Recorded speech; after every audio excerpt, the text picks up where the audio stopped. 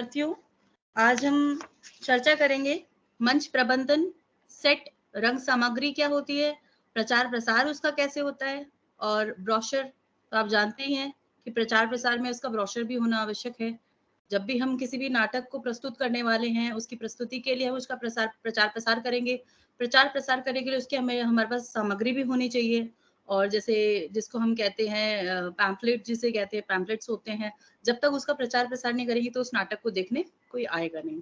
और जब तक उसका समाज तक उसका परिचय नहीं होगा कि ये नाटक इस दिन पर प्रस्तुति इसकी होनी है, इस क्षेत्र पर या इस रंगमंच पर, इस स्थान पर, तो उसकी पूरा प्रचार प्रसार करने के लिए उसको हमें 1 महीने पहले उसकी तैयारी करनी पड़ती है। तो मंच प्रबंधन, सेट, रंग सामग्री, प्रचार प्रसार और ब्रोशर का निर्माण करना। ठीक है, इसी के साथ पहला हम मंच प्रबंधन और सेट के बारे में चर्चा करेंगे। फिर इसके बाद हम बात करेंगे महाकवि कालिदास की रचना है कौन सी, मेघदूतम। ठीक है, बहुत प्रसिद्ध रचना है। कालिदास की एक प्रसिद्ध रचना और है, कौन बताएगा आप सब में से? छोटा सा प्रश्न है, शायद आप अभिज्ञान महाकवि जी। अभिज्ञान शकुंतलम।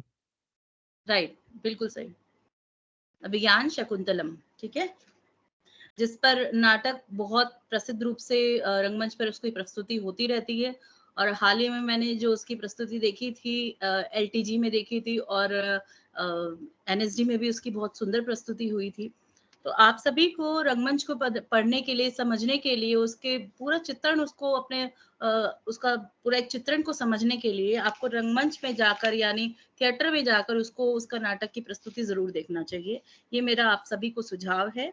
और जिसको भी इसमें जो भी सामर्थ्य हो वो जरूर उसको देखना चाहिए। आप सभी को मेरी आवाज सही आ रही है? वीडियो ठीक आ रही है?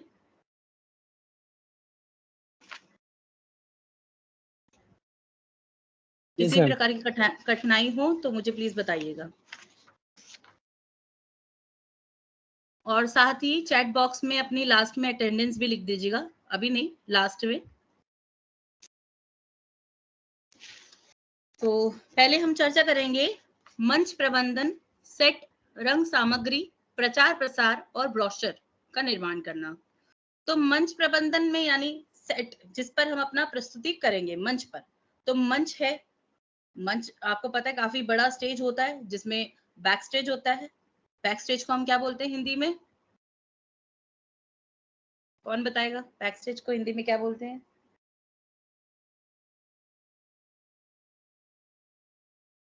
कौन बताएगा बैक स्टेज को हिंदी में क्या बोलते हैं? नेपथ्यशाला। ठीक है, नेपथ्य का स्थान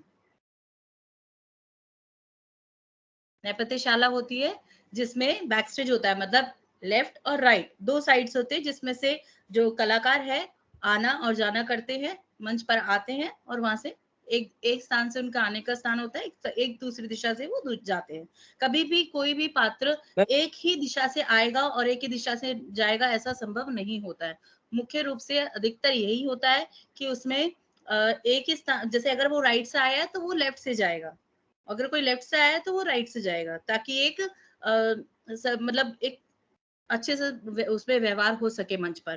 क्योंकि एक ही स्थान से जाएंगे तो फिर उससे कलाकार एक दूसरे से टकरा सकते हैं।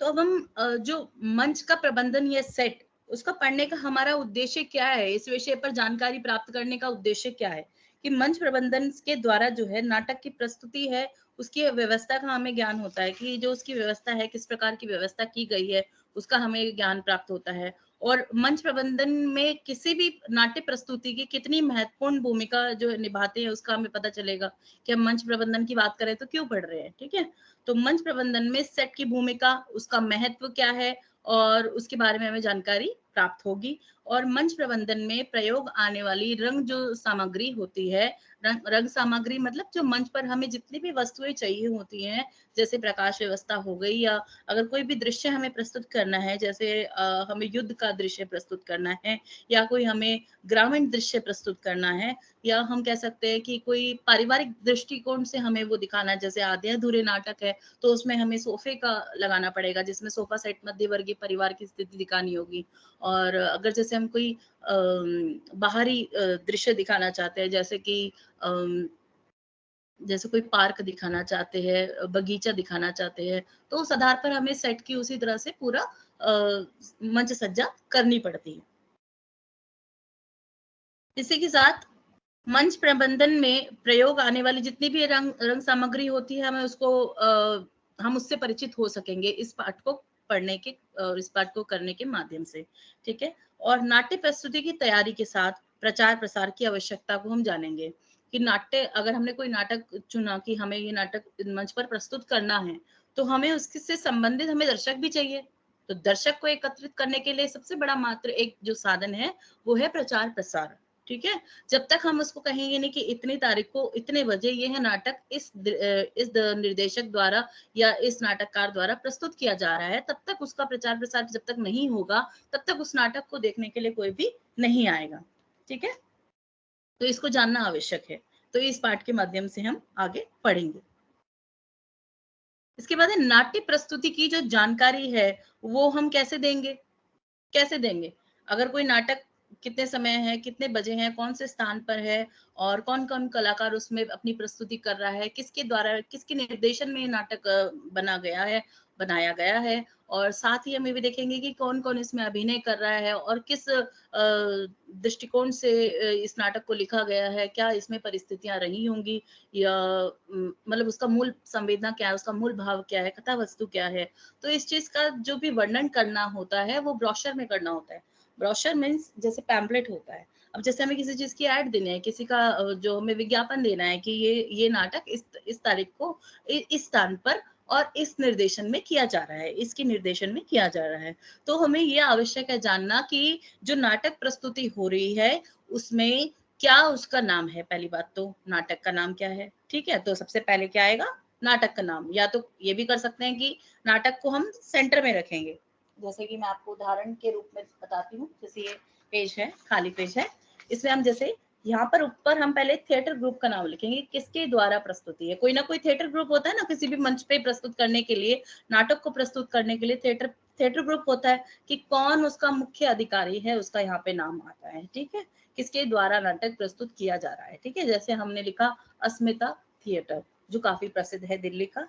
और यहाँ पे हम लिख सकते हैं राष्ट्रीय नाट्य विद्यालय यानी NSD। ठीक है। तो NSD को भी हम यहाँ प्रस्तुत कर सकते हैं, जैसे हमने NSD का यहाँ नाम दिया। ठीक है। राष्ट्रीय नाट्य विद्यालय के रूप में।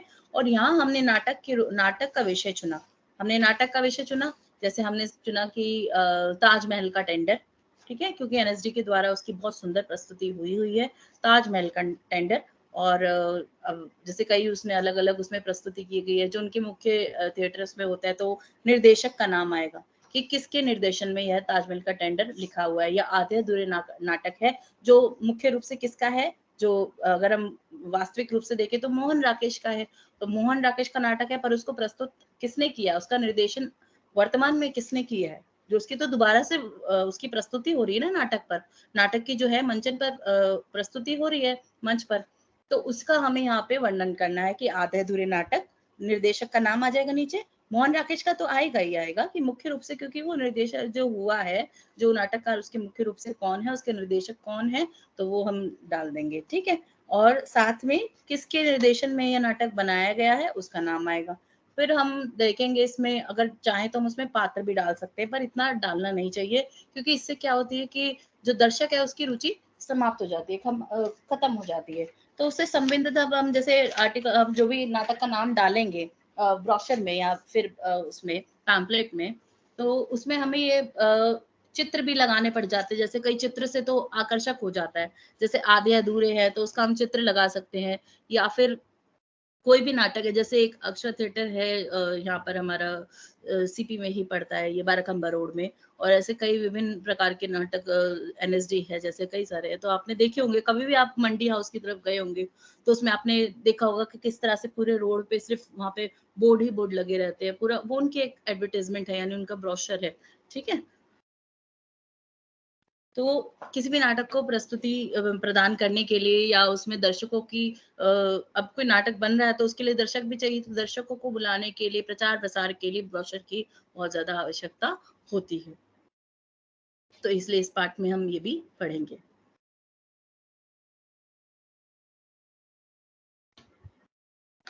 तो इस प्रकार अब हम बात करते हैं कि रंगमंच है क्या, क्यों रंगमंच पे प्रस्तुति होती है, इसके बारे में थोड़ा सा हम पढ़ेंगे। कि रंगमंच जो है एक सामूहिक कला है, मतलब इसको हम कह सकते हैं कि कोई एक व्यक्ति की कला नहीं है, इसमें विभिन्न व्यक्ति हैं और इसमें दर्शक भी उसमें एक महत्वपूर्ण भूमिका निभाते हैं।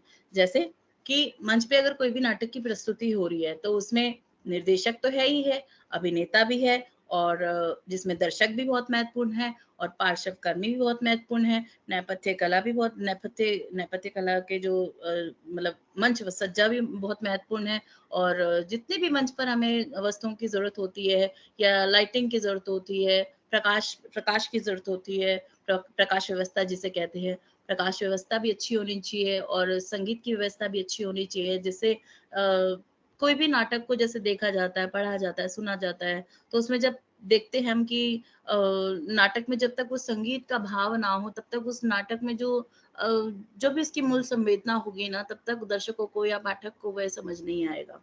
तो उसके लिए आवश्यक है कि आप मंच पर उसको देखें, ठीक है, कि आप उसको पूरा गहराई से देखें और संगीत का आनंद उठाएंगे, तभी तो हमें उसकी अनुभूति होगी ना कि क्या रस है उसमें, किस बारे में बात हो रही है, किस विषय पर चर्चा हो रही है, और क्या उसकी कथा वस्तु है। तो रंगमंच जो है एक सामूहिक कला है जिसमें सभी समाये हैं, ठीक है, और इसमें प्रस्तुति प्रक्रिया है, इसे हम प्रस्तुति प्रक्रिया कहते हैं कि जब भी कोई नाटक की प्रस्तुति होती है वह कहाँ होती है, रंगमंच पर। तो ये रंगमंच जो है प्रस्तुति प्रक्रिया है और जिसमें अनेक चरणों से कार्य होते हैं, ठीक है, विभिन्न चरणों से कार्य होते हैं, जिसमें निर्देशक, अभिनेता, अभिनेत्री, पार्श्वकर्मी और कई ये उल्लेखनीय भूमिका निभाते हैं, जिसमें दर्शक भी उल्लेखनीय भूमिका निभाते हैं। अगर सोच के देखिए कि अगर रंगमंच में या मंच पे रंगमंच पे अगर दर्शक ही नहीं होंगे तो उस नाटक को कौन देखेगा? क्या उसमें निर्देशक अपना अभिनय वो अपना योगदान दे पाएगा, उसको महत्वपूर्ण कर पाएगा, या अभिनेता उसमें अपनी अदायगी प्रस्तुत कर पाएगा? नहीं कर पाएगा। तो सफल रूप से वो कर ही नहीं पाएगा। जब दर्शक ही नहीं है तो कोई कला मंचन पे कैसे प्रस्तुत होगी? कोई भी कला मंचन पे प्रस्तुत नहीं हो सकती। तो इसी पे हम देखेंगे जैसे निर्देशक, अभिनेता, अभिनेत्री, पार्श्वकर्मी और कौन? दर्शक। ये सभी उल्लेखनीय तत्व हैं, ठीक है, रंगमंच के। तो निर्देशक इस सारी प्रक्रिया का जो क्या होता है, सूत्रधार होता है। निर्देशक हर चीज की, हर प्रक्रिया का उसे ध्यान रखना होता है। किसका? एक तो पहला अभिनेता का, अभिनय करवाना, मंचन मंच सज्जा का, पार्श्व कर्मी को देखना, पार्श्व कर्मी में जैसे जो मंच पर मतलब प्रामाणिक रूप से मौजूद नहीं होते, मतलब आप देखेंगे कि हमारे रूप से हमें वो हमें अपने आंखों से नजर नहीं आते हैं, पर दृश्य नहीं होते वो, पर वो अपने कार्य से अपने आप को दृश्य बताते हैं कि हाँ वो मौजूद है, ठीक है, उनके द्वारा कार्य हो रहा है और वो नाटक के मुख्य पात्र भी हैं, और उनके योगदान से, उनके सहयोग से ही नाटक जो है सफल होता है और उसमें आगे कार्य संभव है।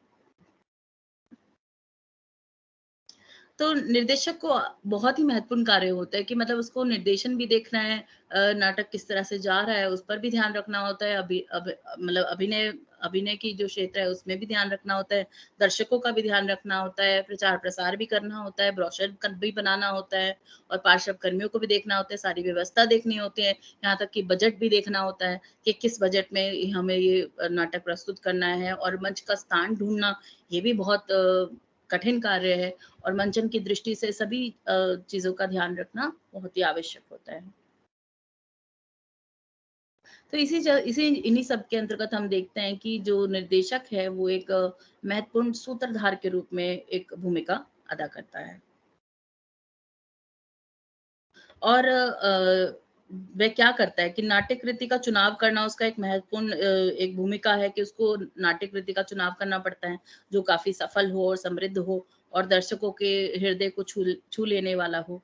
और उसका जो उसका अर्थ निर्धारण करना ये भी एक महत्वपूर्ण है। साथ ही हम देखते हैं कि नाटक का जो पाठ है, जो नाटक का पाठ है उसको मानसिक रूप से तैयार करवाना और उसमें सभी चीज़ों को उपलब्ध कराना ये बहुत ही आवश्यक होता है। अब हम बात करते हैं कि इसमें पात्रों का चयन करना ये भी एक महत्वपूर्ण मतलब जैसे कह सकते हैं कि महत्वपूर्ण अंग है रंगमंच का, जिसमें हम देखते हैं कि पात्र जो है अगर पात्र अच्छे नहीं होंगे, पात्र कथा वस्तु के अनुरूप नहीं होंगे, तो वह नाटक कैसे सफल होगा? उस नाटक को दर्शक कैसे उसको अनुभव कर पाएँगे, उसको कैसे अपने आप से जोड़ सकेंगे? वो असंभव है। अगर पात्र अच्छे नहीं होंगे तो उस नाटक की काफ़ी आलोचना होगी, काफ़ी अवहेलना होगी, तो उसका निर्देशक को ही सामना करना पड़ता है।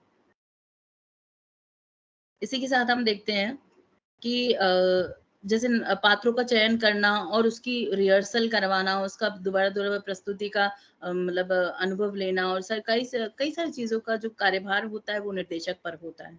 लेकिन प्रस्तुति प्रक्रिया यही नहीं है कि साथ में मतलब हमें प्रस्तुति प्रक्रिया का में हमें ये भी ध्यान रखना चाहिए कि जो रंग सामग्री है या रंग उपकरण है, प्रेक्षागृह की व्यवस्था, उन सभी की जो व्यवस्था की जाती है ना, वो निर्देशक द्वारा ही की जाती है। तो रंग सामग्री यानी मंच पर जो भी वस्तुएँ प्रयोग में आ रही हैं, उन सब का ध्यान रखना। अब जैसे हम युद्ध का वर्णन करना चाहते हैं या किसी भी परिस्थिति का वर्णन करना चाहते हैं, तो उसके अंतर्गत हम देखेंगे कि हम उसमें तलवार हो हमारे पास और जो भी युद्ध में प्रयुक्त होने वाले घोड़े के रूप में दर्शाना। तो अब घोड़ा तो मंचन पे लाया नहीं जा सकता, स्टेज पे घोड़े को हम कैसे ला सकते हैं? नहीं ला सकते ना। तो घोड़े के लिए हम पीछे स्क्रीन पे हम उसे दिखाते हैं। कि स्क्रीन पे वो घोड़े का जो पूरा युद्ध का जो सीन है वो आए और उस सीन को और कौन एक महत्वपूर्ण दिशा देता है संगीत। संगीत जब आएगा तभी हमें वो जिसकी प्रवृत्ति हमें मतलब उसी जिसका अनुभूति होगी कि हाँ ये एक युद्ध का दृश्य दर्शाया जा रहा है। तो अब हम देखते हैं कि जैसे सेट में हमें क्या-क्या चाहिए होती है। सेट यानी मंच अर्थात पूरा सेट जिसमें पूरा स्टेज है, फिर दर्शक है और पार्श्व कर्मी है और बैक स्टेज है यानी नेपथ्यशाला है। तो उसके आधार पर हमें क्या-क्या वस्तुओं की आवश्यकता होती है, उसका ध्यान रखा जाना चाहिए। जिसमें रंग सामग्री, ब्रोशर, प्रचार-प्रसार के द्वारा भी इसमें प्रस्तुत करने वाले नाटक को सफलता और इसमें एक शिखर पर ले जाने का कार्य करती है। तो हमें सब कुछ देखना पड़ता है मतलब एक निर्देशक जो है उसे सब कुछ चीज़ों का पूरा तहकीकात करनी पड़ती है कि हाँ, हमें ये वस्तु चाहिए। उसकी पहले ही प्लानिंग होती है कि पात्र कैसे होंगे, नाटक का नाम क्या होगा, नाटक का स्थान क्या होगा, उसका बजट कितना होगा, कितने पैसों में या कितनी धनराशि में ये नाटक बनेगा। तो इस सब चीज़ों को देखना और इस चीज़ को जानना बहुत ही आवश्यक है। मंच प्रबंधन कोई मतलब कह सकते हैं कि बहुत आसान कार्य नहीं है। इसमें मंच प्रबंधन जो कार्य है, वो बहुत ही कठिन और महत्वपूर्ण कार्य है। और भारतीय रंग परंपरा में सूत्रधार की जो भूमिका निभाते हैं, वो कौन है? निर्देशक। और जब आधुनिक काल में मंच और रंगमंच को लेकर कार्य विभाजन होता है, तो निर्देशक का जो कार्य है और जो भूमिका है, वो प्रबंधक की ज़िम्मेदारी भी वो निभाता है। मतलब वो सिर्फ़ एक निर्देशक नहीं होता है, वो एक प्रबंधन के रूप में भी कार्य करता है। जो एक प्रबंधक का कार्य होता है, वह उस कार्यभार को भी बखूबी निभाता है। प्रबंधन का जो प्रभाव है नाटक की सफलता और असफलता दोनों पर निर्धारित होता है, ठीक है? और इसीलिए नाटक प्रस्तुति की तैयारी में प्रबंधन ज़रूरी है, ठीक है? जब भी कोई नाटक प्रस्तुत किया जाता है, उसमें प्रबंधन एक महत्वपूर्ण भूमिका निभाता है, जिससे नाटक जो है सहज और सुलभ बन जाता है, ठीक है? तो जिसको हम सहज रूप से और सुलभ रूप से उसको समझ पाते हैं, देख पाते हैं। जो मंच प्रबंधन का जो कार्यक्षेत्र है उसमें नाटक का जो है पूर्वाभास पहले उसका पूर्वाभ्यास किया जाता है कि जो भी नाटक प्रस्तुति होगी उसका पहले से ही अभ्यास किया जाता है जिसको हम कहते हैं रिहर्सल ठीक है तो रिहर्सल की जाती है और साथ ही उसमें बजट भी देखा जाता है और सेट देखा जाता है और मतलब सब चीजें देखी जाती है कि हमें क्या क्या चीजों की आवश्यकता है ठीक है और रंग सज्जा संगीत वस्त्र सज्जा की अब जैसे कलाकार है तो कलाकार को तो उस भूमिका के अनुसार या उस अभिनय के अनुसार या उस नाटक के पात्र के अनुसार उसकी वेशभूषा या उसकी वस्त्र सज्जा जो होगी वो भी देखनी पड़ेगी, और साथ ही में उसका सौंदर्य भी देखना पड़ेगा। इसमें सौंदर्य की बात करें तो जैसे अगर अभिनय में स्त्री पात्र है तो उसके सौंदर्य की जो श्रृंगार की वस्तुएं होती हैं उसका भी ध्यान रखना होगा कि किस तरह से उसका खुद का मेकअप वगैरह कैसे होगा, उस चीज पे भी ध्यान दिया जाता है। और इसी तरह से पुरुष पुरुष पात्र है तो पुरुष पात्र के किस तरह से वस्त्र होंगे वो भी देखा जाएगा। और साथ ही ये भी ध्यान में रखा जाता है कि पुरुष पात्र को किस प्रकार का मेकअप चाहिए, किस तरह का, क्योंकि पुरुष पात्र को भी मेकअप करना पड़ता है, तभी वो लाइट्स में उसका चेहरा बिल्कुल खिल के उठेगा और तब वो दिखाई देगा ढंग से। क्योंकि जब नाटक चलता है तो लाइट्स ऑफ होती है, ये आप सबको पता होगा कि अंधेरे कमरे में जो है नाटक की प्रस्तुति की जाती है। एक बहुत समझने वाली चीज़ है कि कभी भी नाटक की प्रस्तुति, हाँ, कह सकते हैं कि अगर वो मंचन पे नहीं हो रही है, अगर वो हम कहेंगे कि नुक्कड़ नाटक पे हो रही है, नुक्कड़ नाटक के रूप में हो रही है, तो नुक्कड़ नाटक में हम देखेंगे कि उसमें मतलब ऐसा कोई आवश्यकता नहीं है मंच की। वो एक बहुत ही कह सकते हैं कि सस्ता एक वो प्रकार का नाटक है जिसमें हमें बजट की भी ज़रूरत नहीं है, हम बस हमें एक भूमिका निभानी है, हमें कोई चीज़, कोई कथा वस्तु लेनी है, उस पर आधारित उसको प्रस्तुत करना है या उसको गीत के रूप में प्रस्तुत करना है या उसमें मतलब अभिनय के द्वारा उसको प्रस्तुत करना है। तो वो सब उसमें बजट की या किसी भी तरह की उसमें कोई समस्या नहीं होती। पर रंगमंच पे जो कह सकते हैं कि रंगमंच पे उसकी प्रस्तुति करना एक बहुत ही कठिन कार्य है जिसके लिए बहुत सारा धनराशि एकत्रित करना पड़ता है और अभिनेता को पूरा अभ्यास कराना, उसका पूर्वाभ्यास कराना, ये सब ज़िम्मेदारी एक निर्देशक पर होती है। किसी भी प्रकार की समस्या आप सभी को लगे तो आप अंत में पूछ सकते हैं या अगली कक्षा में पूछ सकते हैं। तो इस प्रकार हमने मंच प्रबंधन और व्यवस्था की बात कर रहे थे। तो इस व्यवस्था का ध्यान रखना, मंच सज्जा का, मंच व्यवस्था का पूरा ध्यान रखना और इसकी ज़िम्मेदारी किस पर होती है? निर्देशक पर होती है। साथ ही निर्देशक पर तो होती है और दूसरा अभिनेताओं पर भी एक थोड़ा-सा कह सकते हैं कि एक भार होता है, एक प्रभाव होता है कि उनको अपना मंच पर एक सुंदर प्रस्तुति करनी है, उसको जो निर्देशक की जो भाव है, जो मूल संवेदना नाटककार या मतलब जो निर्देशक है वो हमसे क्या चाहता है, हमारे पात्र से उसकी क्या संभावनाएँ हैं, क्या उम्मीदें हैं और क्या क्या उसकी इच्छाएँ हैं, क्या वो चाहता है इस नाटक से, किस प्रकार से वो प्रस्तुति हमारे द्वारा चाहता है। उसको प्रस्तुत करने की ज़िम्मेदारी जो होती है वो अभिनेता पर होती है। तो अभिनेता को भी एक कह सकते हैं कि बहुत एक दबाव होता है कि किस तरह से वो इस नाटक को प्रस्तुत करे।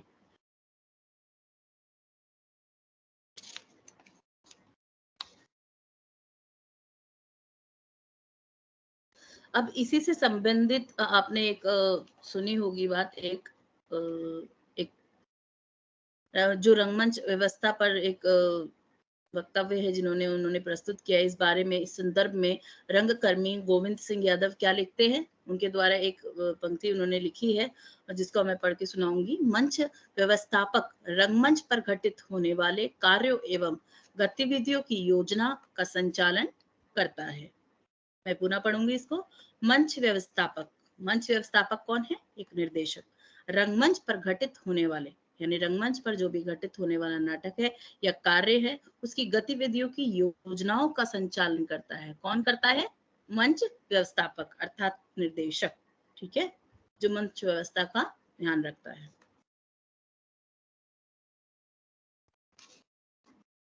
अब देखिए कुल मिलाकर हम देखते हैं कि जो मंच प्रबंधन की जो भूमिका है वो नाटक के तय होने से पहले आरंभ हो जाती है। ठीक है, जब नाटक का जो शुरुआत होने वाली होती है उससे पहले से ही उसका जो प्रबंधन का कार्य है ना वो निर्देशक पे बहुत पहले से आ जाता है। ये नहीं कि जो नाटक अभी मतलब मंचन होने वाला हो ये उससे मतलब उसकी रिहर्सल के टाइम पे या पूर्वाभ्यास के समय ही इसका जो कार्यभार आता है वो निर्देशक पर आता है, ऐसा नहीं है। इसका कार्यभार जो है वो पहले से ही आ जाता है। जब इस नाटक का निर्धारण होता है, पात्रों का निर्धारण होता है, पर पात्रों का चयन होता है उससे पहले, मतलब जब से इसकी सोच विचार जो भी आता है ना उसका कार्यभार या उस पर चिंतन मनन वो निर्देशक पर पहले से ही बना रहता है। इसका प्रबंधन करना, मतलब मंच प्रबंधन करना या फिर नाटक का प्रबंधन करना जिसे कह सकते हैं। तो कुल मिलाकर हम कह सकते हैं कि जो मंच प्रबंधन का जो भूमिका है या उसके नाटक को तय करने से पहले ही उसका आरंभिक हो जाती है, ठीक है?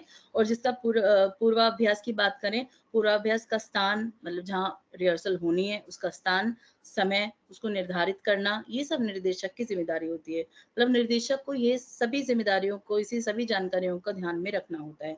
अभिनेता और अभिनेत्री को देखना कि कौन इस नाटक के मुख्य अभिनेत्री हो सकते हैं या कौन किस पात्र में मतलब स्थापित किया जा सकता है, कौन इस पात्र के लिए बेहतर होगा, सही होगा, इस चीज़ का ध्यान रखना एक निर्देशक की महत्वपूर्ण भूमिका होती है। तो मंच निर्माण करना, मंच की व्यवस्था करना, इस व्यवस्था से जुड़े जो भी अभिकल्पों हैं उनको ध्यान रखना, ठीक है? और स्टेज का ध्यान रखना कि स्टेज कैसा हो, कितनी चौड़ाई हो, कितनी लंबाई हो, उसको वो ध्यान में रखना और वस्त्रों का ध्यान रखना कि अगर कोई नाटक है समझ लो कि पौराणिक उसकी कथा है या हम उसको कह सकते हैं सांस्कृतिक कथा है या सामाजिक कथा है या उसको हम कह सकते हैं वास्तविक कथा है या यथार्थ का उसमें परिपूर्ण रूप से उसका चित्रण है।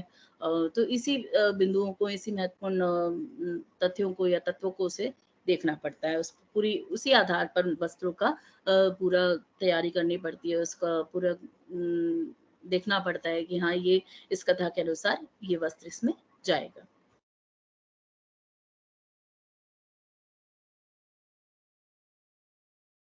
तो हमने भी देखा कि जो मंच प्रबंधन वगैरह है, इसका जो पूरा कार्यभार जो है वो निर्माता पे होता है अर्थात निर्देशक पे होता है। कलाकारों को विभिन्न मतलब अभिकल्पों के बीच महत्वपूर्ण जो कड़ी है वो कौन है? निर्देशक है अर्थात निर्माता है। और एक नाटक की प्रस्तुति को मतलब लेकर बनी जो कार्य योजनाएँ होती है, वो निर्देशक के बाद मंच प्रबंधक की मुख्य भूमिका में होता है। मतलब जो निर्देशक जो है, निर्देशक के बाद मंच प्रबंधक होता है, जो उसकी पूरी मुख्य भूमिका को देखता है अंत में। तो निर्देशक और मंच प्रबंधक वो एक ही होते हैं, जिनको पूरा वो देखना होता है। अब जैसे समझ लो कि कोई अगर कोई निर्देशक के पास इतनी व्यवस्था है कि वो मंच प्रबंधक अलग से उसको तैयार करे कि मंच प्रबंधन को देखने वाला कार्य कोई व्यक्ति वो अलग से चयन करे किसी का चुने, तो वो एक अलग बात है। लेकिन जो मुख्य रूप से जो कार्य होता है मंच प्रबंधन का, वो किसका कार्य होता है? निर्देशक का। अब जैसे हम देखते हैं कि हाँ भाई अब मंच सज्जा को देखना होता है, मंच प्रबंधन को देखना होता है, स्टेज से जुड़े मतलब रंग सामग्री, ब्रोशर का निर्माण करना और अन्य ये महत्वपूर्ण अनिवार्यताएँ होती हैं, ठीक है? जिनको हमेशा एक निर्देशक को ध्यान रखना पड़ता है।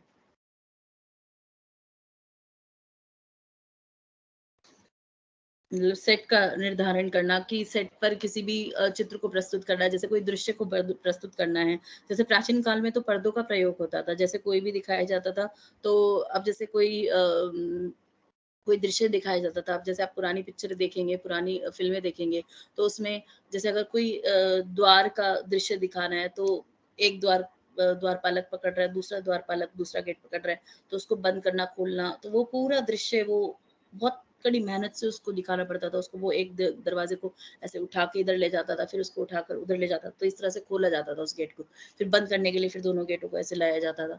तो इसी तरह से कड़ी मेहनत इसमें करनी पड़ती थी। लेकिन धीरे-धीरे परिवर्तन हुआ रंगमंच के स्थान में और नाटक के क्षेत्र में काफ़ी इसमें परिवर्तन हुआ कि उसके बाद पर्दों का प्रयोग होने लगा। जैसे अगर हमें पुराने दृश्य दिखाने हैं तो उसके लिए हम जैसे मेरे पीछे जैसे आप पर्दा देख सकते हैं, जैसे ये सफ़ेद रंग का है, ठीक है? तो ये दृश्य एक आपको ऐसा मिल रहा है, ठीक? तो इसी तरह से जैसे अगर हमें बाहर का ग्रीनरी दिखानी हो, हरियाली दिखानी हो, तो हरियाली यानी हरा पर्दा उसको दिखाएँगे जिसमें घासों के स्वरूप में वो डिज़ाइन बना हो या कोई पेड़ का दृश्य इस पे बना हो या कोई गाँव का दृश्य बना हो।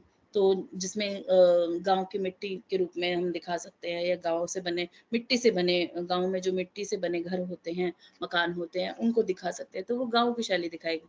अन्यथा हम उसमें जैसे भेड़ों को दिखा सकते हैं, पशुओं को दिखा सकते हैं, तो उस माध्यम से हमें पता चल जाएगा कि हाँ, ये कहाँ का चित्र है ग्रामीण क्षेत्र है या किसी भी मतलब किसी भी विषय का, किसी भी स्थान का जिससे संबंधित नाटक है, उसका चित्र इसमें दर्शाया गया है। तो इस तरह से पर्दे के माध्यम से हम अब बात करेंगे कि जब हमने पर्दों की बात करी, तो पर्दे तो हम अब एक कह सकते हैं कि अब हम आधुनिक युग में आ गए हैं, तकनीकी के काल में आ गए हैं, जिसमें औद्योगिकीकरण भी आ चुका है और हम देखते हैं कि हमारे पास अब सब चीज़ें की व्यवस्था है। आज हम ऑनलाइन क्लास ले रहे हैं, ये तकनीकी की देन है, जिसको हमें धन्यवाद करना चाहिए कि कई व्यवस्थाओं के कारण, ऑफलाइन व्यवस्था के कारण या कई कई चीज़ों के कारण हमें ऑफलाइन क्लास नहीं ले सकते हैं, तो हम उसके लिए ऑनलाइन ले सकते हैं और इसका सबसे बड़ा उदाहरण है कोरोना के काल में। कोरोना के काल में हमारी कितनी क्लासेस होती थी, कितने स्कूल के छात्र-छात्राओं की क्लासेस जो है छात्रों द्वारा यहाँ पे ऑनलाइन क्लास ली जाती थी और उसमें टीचर्स का तो बिल्कुल महत्वपूर्ण उसमें योगदान रहा, विद्यालयों का, महाविद्यालयों का। तो जिसमें हम कॉन्फ्रेंसेस के माध्यम से, जैसे ऑनलाइन कॉन्फ्रेंसेस भी आपने शायद कभी की होगी, तो उसमें हम देख सकते हैं कि तकनीकी के कारण ही यह संभव हो सका। क्योंकि कोरोना के टाइम पे तो हम जा ही नहीं सकते थे बाहर। तो अगर अगर तकनीक नहीं होती तो हम क्लासेस वगैरह, हमारी कोई भी क्लास थी, हमारी कॉलेज की क्लास थी या हमारे ट्यूशंस थे या स्कूल का या कॉलेज का किसी भी प्रकार का हमारा जो भी कार्य था ऑनलाइन पर्पस पे, वो हम संपूर्ण कर पाए, सिर्फ और सिर्फ तकनीक की देन से। इसी तरह से जब हम तकनीक में आगे बढ़े तो पर्दों की जगह प्रोजेक्टर्स का प्रयोग होने लगा कि प्रोजेक्टर पर फ्लैश लगाई जाती है, सफेद वाइट पर्दा होता है या वाइट कुछ ऐसे स्क्रीन होती है, उस पर फ्लैश करेंगे, जो भी स्क्रीन हम दिखाना चाहते हैं तो वो दृश्य उस पर दिखाई देगा। ठीक है, तो ये एक महत्वपूर्ण बात है जो एक समझने वाली है, जिसमें हम तकनीकी विकास देख सकते हैं। और आजकल तो एनिमेशन का जमाना है, टेक्नोलॉजी का जमाना है। आप देखते हैं कि पहले तो हम दृश्यों को दिखाते थे, अब जैसे हम टेलीविजन भी देखते हैं तो उसमें एचडी क्वालिटी आ गई, जिसमें हाई डेफिनेशन में दिखाया जाता है या 3D मोड में दिखाया जाता है। तो अब आप ये सोचिए कि जो हम थिएटर में मूवीज देखते हैं वो तो रिकॉर्डेड है ना हमारे पास, वो लाइव तो नहीं है। आप में से कोई बोल सकता है कि क्या वो लाइव है या रिकॉर्डेड है? बताइए कि वो लाइव है या रिकॉर्डेड है? हाँ जी, रिकॉर्डेड रिकॉर्डेड है। रिकॉर्डेड। पर जो दर्शक है उनको रुचि तो अपनी उसी अनुसार आ रही है ना, उनको तो यही लग रहा है कि बिल्कुल लाइव है, रिकॉर्डेड नहीं है। ठीक है, जो उनका अनुभव हो रहा है वो तो रियल हो रहा है। पर आप सोचिए कि रंगमंच में कितनी संभावनाएं हैं, कितनी ज्यादा वो सशक्त है और कितनी समृद्ध है। ठीक है, कैसे? क्योंकि हम कलाकारों को कुछ मेहनत, यानी कुछ 1 आध 2 महीने 3 महीने की मेहनत के बाद, यानी या 4 महीने की मेहनत के बाद हम उनको लाइव देख रहे हैं। उनकी कलाकारी, उनके दृश्य, उनके जो भी अभिनय है उसको हम बिल्कुल अपनी आंखों से खुलेआम उसको देख पा रहे हैं। कोई रिकॉर्डेड नहीं है, वो लाइव है। भले ही उन्होंने कितनी प्रैक्टिस की हो, लेकिन वो लाइव दर्शकों के सामने सेम उसको इतना सुंदर स्वरूप दे के प्रस्तुत कर रहे हैं। आप सोचिए कितनी मेहनत से वो बनाया बुनाया गया और वो सिर्फ मात्र 1 डेढ़ घंटे में, 2 घंटे में वो समाप्त हो जाता है। और लेकिन हमारे पास वो उसकी एक छाप छोड़ के जाता है, ये नाटक ये हमें संदेश दे रहा है या इसकी ये मूल संवेदना है। तो सेट तैयार करना ये कि महत्वपूर्ण एक कह सकते हैं भाग है रंगमंच का। अब आपसे एक प्रश्न पूछूंगी, थोड़ा थोड़ा शॉर्ट शॉर्ट में बीच में, एक आध है, ज्यादा नहीं।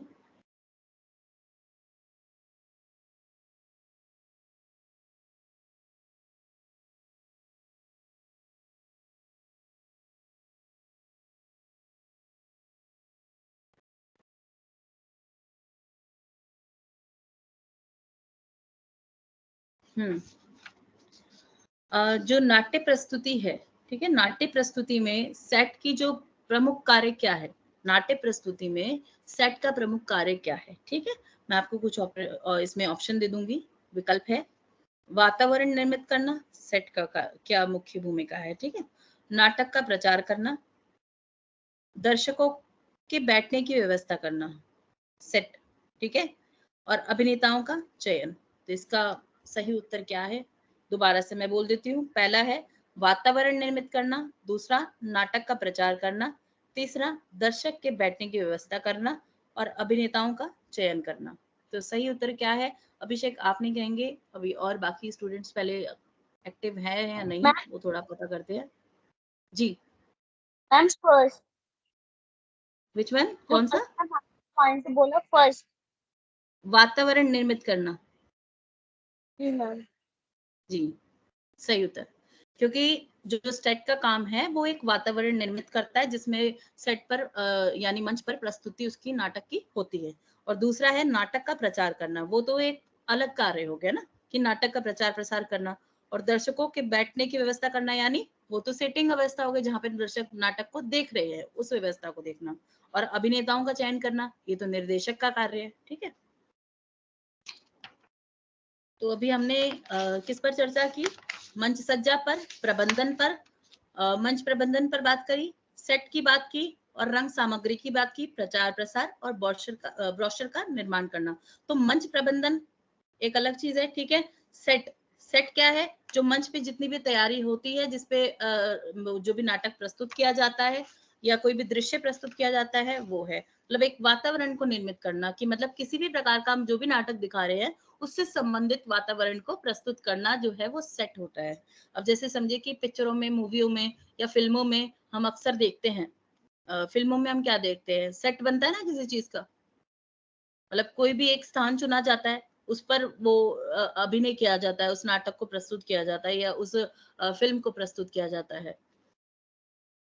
तो सेट को, उसको सेट का चुनाव किया जाता है। ठीक है, मंच तो वो हो गया, जो वो स्थान हो गया जिसपे हम उसको प्रस्तुत कर रहे हैं, और सेट वो हो गया जो कंप्लीट पूरा जिसपे मंचन किया जा रहा है या जिस वातावरण को प्रस्तुत किया जा रहा है मंच पर, उसको हम सेट कहेंगे। और रंग सामग्री मैंने आपको बताया कि जो रंगमंच पे जितनी भी वस्तुओं का प्रयोग होता है जो नाटक में को सफल बनाने में अपना सहयोग करती है, तो उसमें वस्तु में आप देख सकते हैं कि प्रकाश प्रकाश व्यवस्था हो सकती है, संगीत हो सकता है, या फिर वहां रखा मेज हो सकता है, या वहां रखा टेलीविजन हो सकता है, ये एक छोटा सा गमला हो सकता है, या पेपर हो सकता है, पेन हो सकता है, डायरी हो सकती है। जितनी भी प्रकार की वस्तुएं वहां पे मंच पर प्रयोग होती है वो मंच सज्जा में रंग सामग्री में आती है, जिसको मंच सज्जा भी कह सकते हैं, रंग सामग्री भी कह सकते हैं। प्रचार प्रसार मंच सज्जा में आपका ये भी आ जाएगा, जो सेट पे जितनी भी रंग सामग्री का प्रयोग है वो भी मंच सज्जा में आ जाएगा। ठीक है, मंच सज्जा में हमारी प्रकाश व्यवस्था भी आ जाएगी, संगीत भी आ जाएगा, वो पार्श्व कर में भी आएगा, हम इसको पार्श्व कर में भी यूज करेंगे। क्यों? क्योंकि वो हमें दिखाई नहीं देती, पर उनका एक महत्वपूर्ण योगदान होता है, जैसे संगीत का और प्रकाश व्यवस्था का, और अन्य कई इसमें महत्वपूर्ण होते हैं। प्रचार प्रसार करना, ब्रोशर निर्माण करना, इस पर हम बात कर चुके हैं। अब थोड़ा सा आगे बढ़ते हैं। अच्छा, रूप सज्जा में क्या होता है? रूप सज्जा में मेकअप होता है, किस तरह से हमें अपना पात्र के अनुसार मेकअप करना पड़ता है। अब समझो कि हमें एक राक्षस या राक्षसनी का एक राक्षसी का अगर हमें कोई अदा करना है, रोल अदा करना है, निभाना है, तो हमें तो उसका पूरा वैसा ही अपना अवतार उसे लेना पड़ेगा ना। जैसे आपने देखा होगा रामलीला में ताड़का का रोल होता है, तो ताड़का को कितना भयानक रूप से दिखाया जाता है। अब जैसे हम बात करें कि जैसे काली माँ का, जैसे भी कोई हम कोई भी कीर्तन जागरण देखते हैं, तो काली माँ का रूप उसे लेना है, उसका अभिनय करना है। अभिनय हम उसको अभिनय से नहीं जोड़ सकते, ये बहुत एक अलग महत्वपूर्ण विषय है। पर हम एक बात करते हैं कि रूप सज्जा की, जब वो भी एक कलाकार है ना, क्योंकि वो भी कलाकार एक प्रस्तुत कर रहा है, तो कलाकार के रूप में वह अपना पूरा उसी से वेशभूषा से संबंधित और उसी से जुड़ा उसका एक रूप सज्जा होती है, और उनकी रूप सज्जा की जाती है, वस्त्र पहनाए जाते हैं, श्रृंगार किया जाता है। तो इसी प्रकार ये सब जो है रूप सज्जा में आती है। अब जैसे एक युद्ध, जैसे हम युद्ध की बात नहीं करेंगे, युद्ध की बात तो मैंने बहुत एग्जांपल इसमें कर ली है। अब जैसे हम बात करेंगे कि कोई एक घरेलू एक बीवी के रूप में या किसी औरत के रूप में किसी को दर्शाना, जैसे आधे अधूरे में सावित्री का रोल है, तो सावित्री जो है सावित्री को हम ऐसे दिखा सकते हैं कि हाँ वो एक स्त्री पात्र की भूमिका में है, तो उसको जो भी उसको गहने पहनाने, आभूषण पहनाने हैं, या फिर उसको जो भी उसको पर्स कैरी करना है, तो वो एक इसमें रूप सज्जा में ही आ जाएगा। और वस्त्र में तो आपको पता है, जो भी जिस प्रकार के वस्त्र पहनाए जाते हैं वो वस्त्र सज्जा में आ जाते हैं। और रूप सज्जा में वो चीज होती है जैसे मेकअप वगैरह हो गया, या कोई भी हम उसमें टूल्स यूज कर रहे हैं, हम उसको इसमें प्रयोग करेंगे। ध्वनि और संगीत, आप सबको पता है कि ध्वनि और संगीत जो है नाटक में बहुत ही महत्वपूर्ण है। रंगमंच पे जो है ध्वनि और संगीत का एक महत्वपूर्ण जो है भूमिका होती है, और उसके बिना रंगमंच पे नाटक की प्रस्तुति एक बहुत ही जिसे कह सकते हैं कि उसमें कोई मनोरंजन का स्थान नहीं होगा। अगर रंग मतलब रंगमंच पर जो है संगीत नहीं होगा, ध्वनि नहीं होगी, तब तक रंगमंच वो है प्रसिद्ध रूप से मतलब प्रस्तुत नहीं किया जा सकता, जिसको हम कह सकते हैं वो सफल नहीं हो सकता है। अब आगे बढ़ेंगे, प्रचार प्रसार पर हमने चर्चा की है, फिर थोड़ा सा भी हम और देख लेते हैं इसमें क्या हम और इसमें जान सकते हैं। जैसे निर्माता का जो है उसको देखना पड़ता है, सब चीज का उसको आर्थिक रूप से देखना पड़ता है, और जिससे वह जो भी चीज वो प्रस्तुत करना चाह रहा है उसके लिए प्रचार प्रसार करना पड़ेगा उसे, कि हाँ मुझे ये नाटक प्रस्तुत करना है, उसका प्रचार प्रसार करना है, तो वो विभिन्न संगठनों से भी जुड़ता है, जिससे उसका नाटक का जो है प्रचार प्रसार हो सके।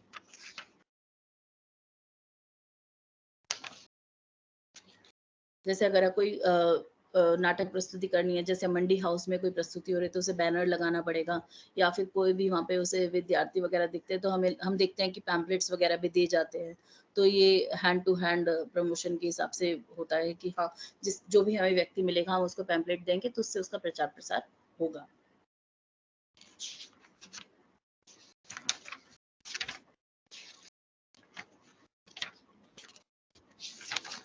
तो ब्रोशर निर्माण में भी हम यही सब चीजें देखेंगे। अब जैसे कोई ब्रोशर बनाया जा रहा है तो उसकी मतलब रूपरेखा तैयार करना, जिसमें मैं कुछ बिंदु बताने जा रही हूँ, कुछ पॉइंट्स बताने जा रही हूँ जो होना चाहिए। ठीक है, पहला है कि अगर हम कोई ब्रोशर बनाने तो उसमें पहले नाटक का नाम होना आवश्यक है। ठीक है, दूसरा कि प्रदर्शन तिथि किस तारीख को प्रदर्शित होने वाली है, और प्रेक्षागृह का नाम यानी थिएटर का नाम, कि कहाँ उसको प्रस्तुत किया जा रहा है, उस थिएटर का नाम। प्रदर्शन तिथि पहला हो गया, नाटक का नाम, दूसरा हो गया प्रदर्शन तिथि, प्रेक्षागृह का नाम, और समय और अवधि। ठीक है, समय कब का है और कितनी अवधि का है, मतलब 1 घंटे का है, 2 घंटे का है, 1.5 घंटे का है, तो उसकी अवधि भी निर्धारण करना आवश्यक होता है, जिससे दर्शक अपना समय बिल्कुल खोज कर आते हैं कि हाँ हमारे पास 1 घंटा हम फ्री हैं, तो उस आधार पर हम इस नाटक को देख सकते हैं। या अगर उनको लगता है कि हाँ 2 घंटे का नाटक है, तो उस आधार पर वो निकलेगा, अपना आना जाने का समय के सबका उसे देखना पड़ता है। तो कोई भी व्यक्ति नाटक देखने आएगा तो अपना समय पूरा निकाल कर आएगा ना, कि हाँ इतने घंटे का नाटक है, तो उस आधार पर वो अपना पूरा व्यवस्था करके आएगा। तो इसके बाद है कि नाटक की जो भाषा है और उसकी शैली, अगर आवश्यक हो तो उसको भी वो डाल सकता है कि इस भाषा में ये नाटक है। ठीक है, अंग्रेजी में है या हिंदी में भी है, और ये डालना भी चाहिए। जैसे हम लोग समझो कि हमने इंग्लिश में लिख दिया उसको, या फिर हिंग्लिश जो होता है, हिंदी प्लस इंग्लिश, अगर उसको इंग्लिश में हम आधे अधूरे लिख देते हैं या हिंदी में लिख देते हैं, तब भी हमें उसको लैंग्वेज डालनी पड़ेगी कि नीचे ये हिंदी, मतलब ये हिंदी का है। ठीक है, इसके बाद जैसे नाटककार का जो नाम है, कौन नाटककार है इसका, यानी अर्थात निर्देशक कौन है, ठीक है, उसका नाम क्या है, उसका परिचय क्या है, उसने कितने नाटक लिखे हैं, उसको एक छोटा सा अपना एक देना पड़ता है बायो, कि वो इस संस्थान से जुड़ा हुआ है, या उसका ये थिएटर ग्रुप है, उसका थिएटर ग्रुप का ये नाम है, उसका नाम ये है, उसने इतने नाटक लिखे हैं, छोटा सा वो एक ब्रोशर पे डाल सकता है, ताकि दर्शकों को क्या पता कि कौन सा नाटक कर कितने नाटक बना चुका है, या उसका क्या बायो है, उसने कितने काम किया है, कितने नाटकों का उसका निर्माण है, उसका कितना एक्सपीरियंस है, कितना अनुभव है उसको नाटकों का, तो उसको दर्शकों को कैसे पता चलेगा, तो वो ब्रोशर में उसको दिया जाता है। जैसे आप बुक माई शो पर देखते हैं, तो बुक माई शो पर आप कभी भी टिकट बुक करेंगे प्ले को, जैसे बुक माई शो पे आप प्ले के सेक्शन में जाएंगे जिसमें थिएटर्स होंगे, आपको पूरे हफ्ते के थिएटर्स दिखा देंगे कि कौन कौन से थिएटर में कौन कौन सा नाटक लगा हुआ है, कब से कब तक का, उसका समय, सब कुछ दिखाई दे जाएगा आपको, कि कौन सा आधारित है, मतलब कौन सा अंग्रेजी नाटक है, कौन सा हिंदी नाटक है, कौन सा अन्य भाषाओं में है, तो आप उसमें पूरा देख सकते हैं। और आपको परिचय लेना हो कि ये नाटककार का परिचय क्या है, कितने इसने नाटक लिखे हैं, क्या इसका अनुभव है, तो पूरा आपको वो डिस्क्रिप्शन में विवरण उसका आ जाएगा। ठीक है, तो नाटक की भाषा हो गया, नाटककार का परिचय और उसका नाम हो गया, निर्देशक का नाम और परिचय, जो निर्देशक है उसका परिचय। ठीक है, निर्देशक का नाम और उसका परिचय, नाटककार का तो नाम आएगा ही, और साथ में उसका निर्देशक का परिचय, कि कौन किसके निर्देशन में यह कार्य हो रहा है। ठीक है, और साथ ही निर्देशक के नाटक प्रस्तुति के दौरान तैयारी और वक्तव्य को इसमें भी डाल सकते हैं, मतलब कोई वक्तव्य किसी के हो तो वो भी हम डाल सकते हैं। और नृत्य निर्देशक, मतलब नृत्य वगैरह का कौन निर्देशक है, अगर उसका भी किसी को परिचय देना हो, नाम देना हो, तो वो भी डाल सकता है, अगर कोई नृत्य पे आधारित है कुछ। ठीक है, और साथ ही में प्रकाश परिकल्पक का नाम और परिचय, जैसे प्रकाश व्यवस्था किसके द्वारा की गई है तो वो भी दिया जाता है। जैसे कि हम फिल्मों में देखते हैं ना कि फिल्मों में या तो शुरुआत में और एंड में वैसे शुरुआती तौर पे लिखा जाता है कि ये आर्टिस्ट है, इस मतलब सॉरी ये प्रोडक्शन है, मतलब इनके प्रोडक्शन में ये कार्य हुआ या इनके डायरेक्शन में ये फिल्म बनाई गई और इसमें अभिनय जो कलाकार हैं वो ये लोग हैं। और इसी आधार पर अभिनेताओं का पता चल जाता है, अभिनेत्रियों का पता चल जाता है, लाइट्स व्यवस्था किसकी है, यानी प्रकाश व्यवस्था किसकी है, संगीत व्यवस्था किसकी है और इसको लिखा किसने है, यानी इसका राइटर कौन है, लिरिक्स किसने लिखे हैं गानों के, गाने किसने बनाए हैं, सब कुछ हमें उसका विस्तारित रूप से पता चलता है ना शुरुआत में, या अंत में उसका फिर हमें थोड़ा बहुत और दोबारा से दिखाया जाता है। तो इसी तरह से ये नाटक में भी ब्रोशर तैयार किया जाता है, तो उसके लिए जरूरी होती है। ठीक है, कहीं ना कहीं हम पात्रों का नाम भी लिखा जाता है कि ये पात्र ये निभा रहा है, कि मतलब जो उसका पात्र का नाम होगा जो नाटक में पात्र निभा रहा है, और साथ में उसका असली नाम होगा कि हाँ ये व्यक्ति ये नाम से ये व्यक्ति अपना पात्र निभा रहा है इस नाटक में। ठीक है, और वेशभूषा का किसने पूरा वो ध्यान रखते हुए लिखना पड़ता है कि वेशभूषा का व्यवस्था किसने की है, वेशभूषा का किसने व्यवस्था देखी है। वैसे तो निर्देशक भी तो किसी ना किसी की जिम्मेदारी देता है ना, तो या तो वो खुद ही स्वयं ही देखता है कि वेशभूषा का जो मैम व्यवस्था की गई है, रूप सज्जा की व्यवस्था की गई है, वो निर्देशक द्वारा की गई है। एक मिनट अभिषेक, निर्देशक द्वारा की गई है। ठीक है, जैसे रूप सज्जा की हो गई या फिर कह सकते हैं कि वस्त्र सज्जा की व्यवस्था हो गई, ये सब व्यवस्था वैसे मुख्य रूप से निर्देशक देखता है, पर कई बार निर्देशक क्या है कि अपने जो कार्य है वो अन्य व्यक्तियों को भी दे देता है कि ये कार्य तुम देखेंगे, या उनके कोई जानकार होते हैं या कोई इस व्यवस्था को देखना चाहते हैं, तो वो व्यवस्था उनको दे दी जाती है। ठीक है, हाँ जी बोलिए अभिषेक। मैम इसको कहते हैं हिंदी में एक और भी कह सकते हैं ना, वेशभूषा प्रबंधक, और इंग्लिश में कॉस्ट्यूम डिजाइनर, या फिर कैसे कहेंगे उनको? हाँ हाँ, वेशभूषा प्रबंधक, जिसे हम कह सकते हैं वस्त्र प्रबंधक, वेशभूषा प्रबंधक। ठीक है, और इंग्लिश में इसको कॉस्ट्यूम डिजाइनर कहेंगे। तो कोई प्रॉब्लम क्या? नहीं है ना एक मैम? मिनट बेटा, अगर पहले एक एक करके बोलो, आप क्या कह रहे हो बेटा, बोलो नीलम। मैम मैं कह रही हूँ वेशभूषा लिखते हैं तो कुछ प्रॉब्लम तो नहीं है ना? नहीं, कोई प्रॉब्लम नहीं है। हाँ जी, आप बोलिए अभिषेक।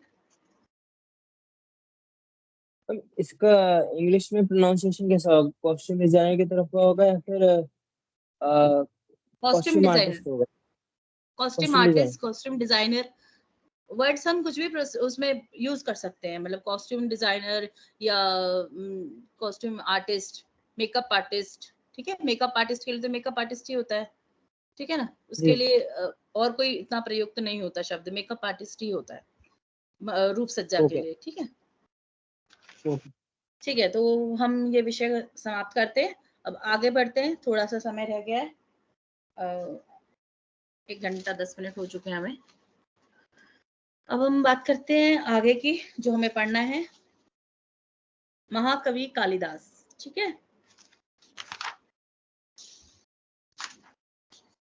मेघदूतम को, उसके वैशिष्ट्य को जानने से पहले, उसके कथानक को जानने से पहले हम अन्य विषयों पर चर्चा करेंगे। ठीक है, जैसे कि महाकवि कालिदास के विषय में, उनका व्यक्तित्व और कृतित्व, कि उनका क्या व्यक्तित्व था, उनकी कृतियां क्या थी। ठीक है, उसको जानेंगे। मेरा माउस चल नहीं रहा है, एक सेकंड। हाँ जी, ठीक है,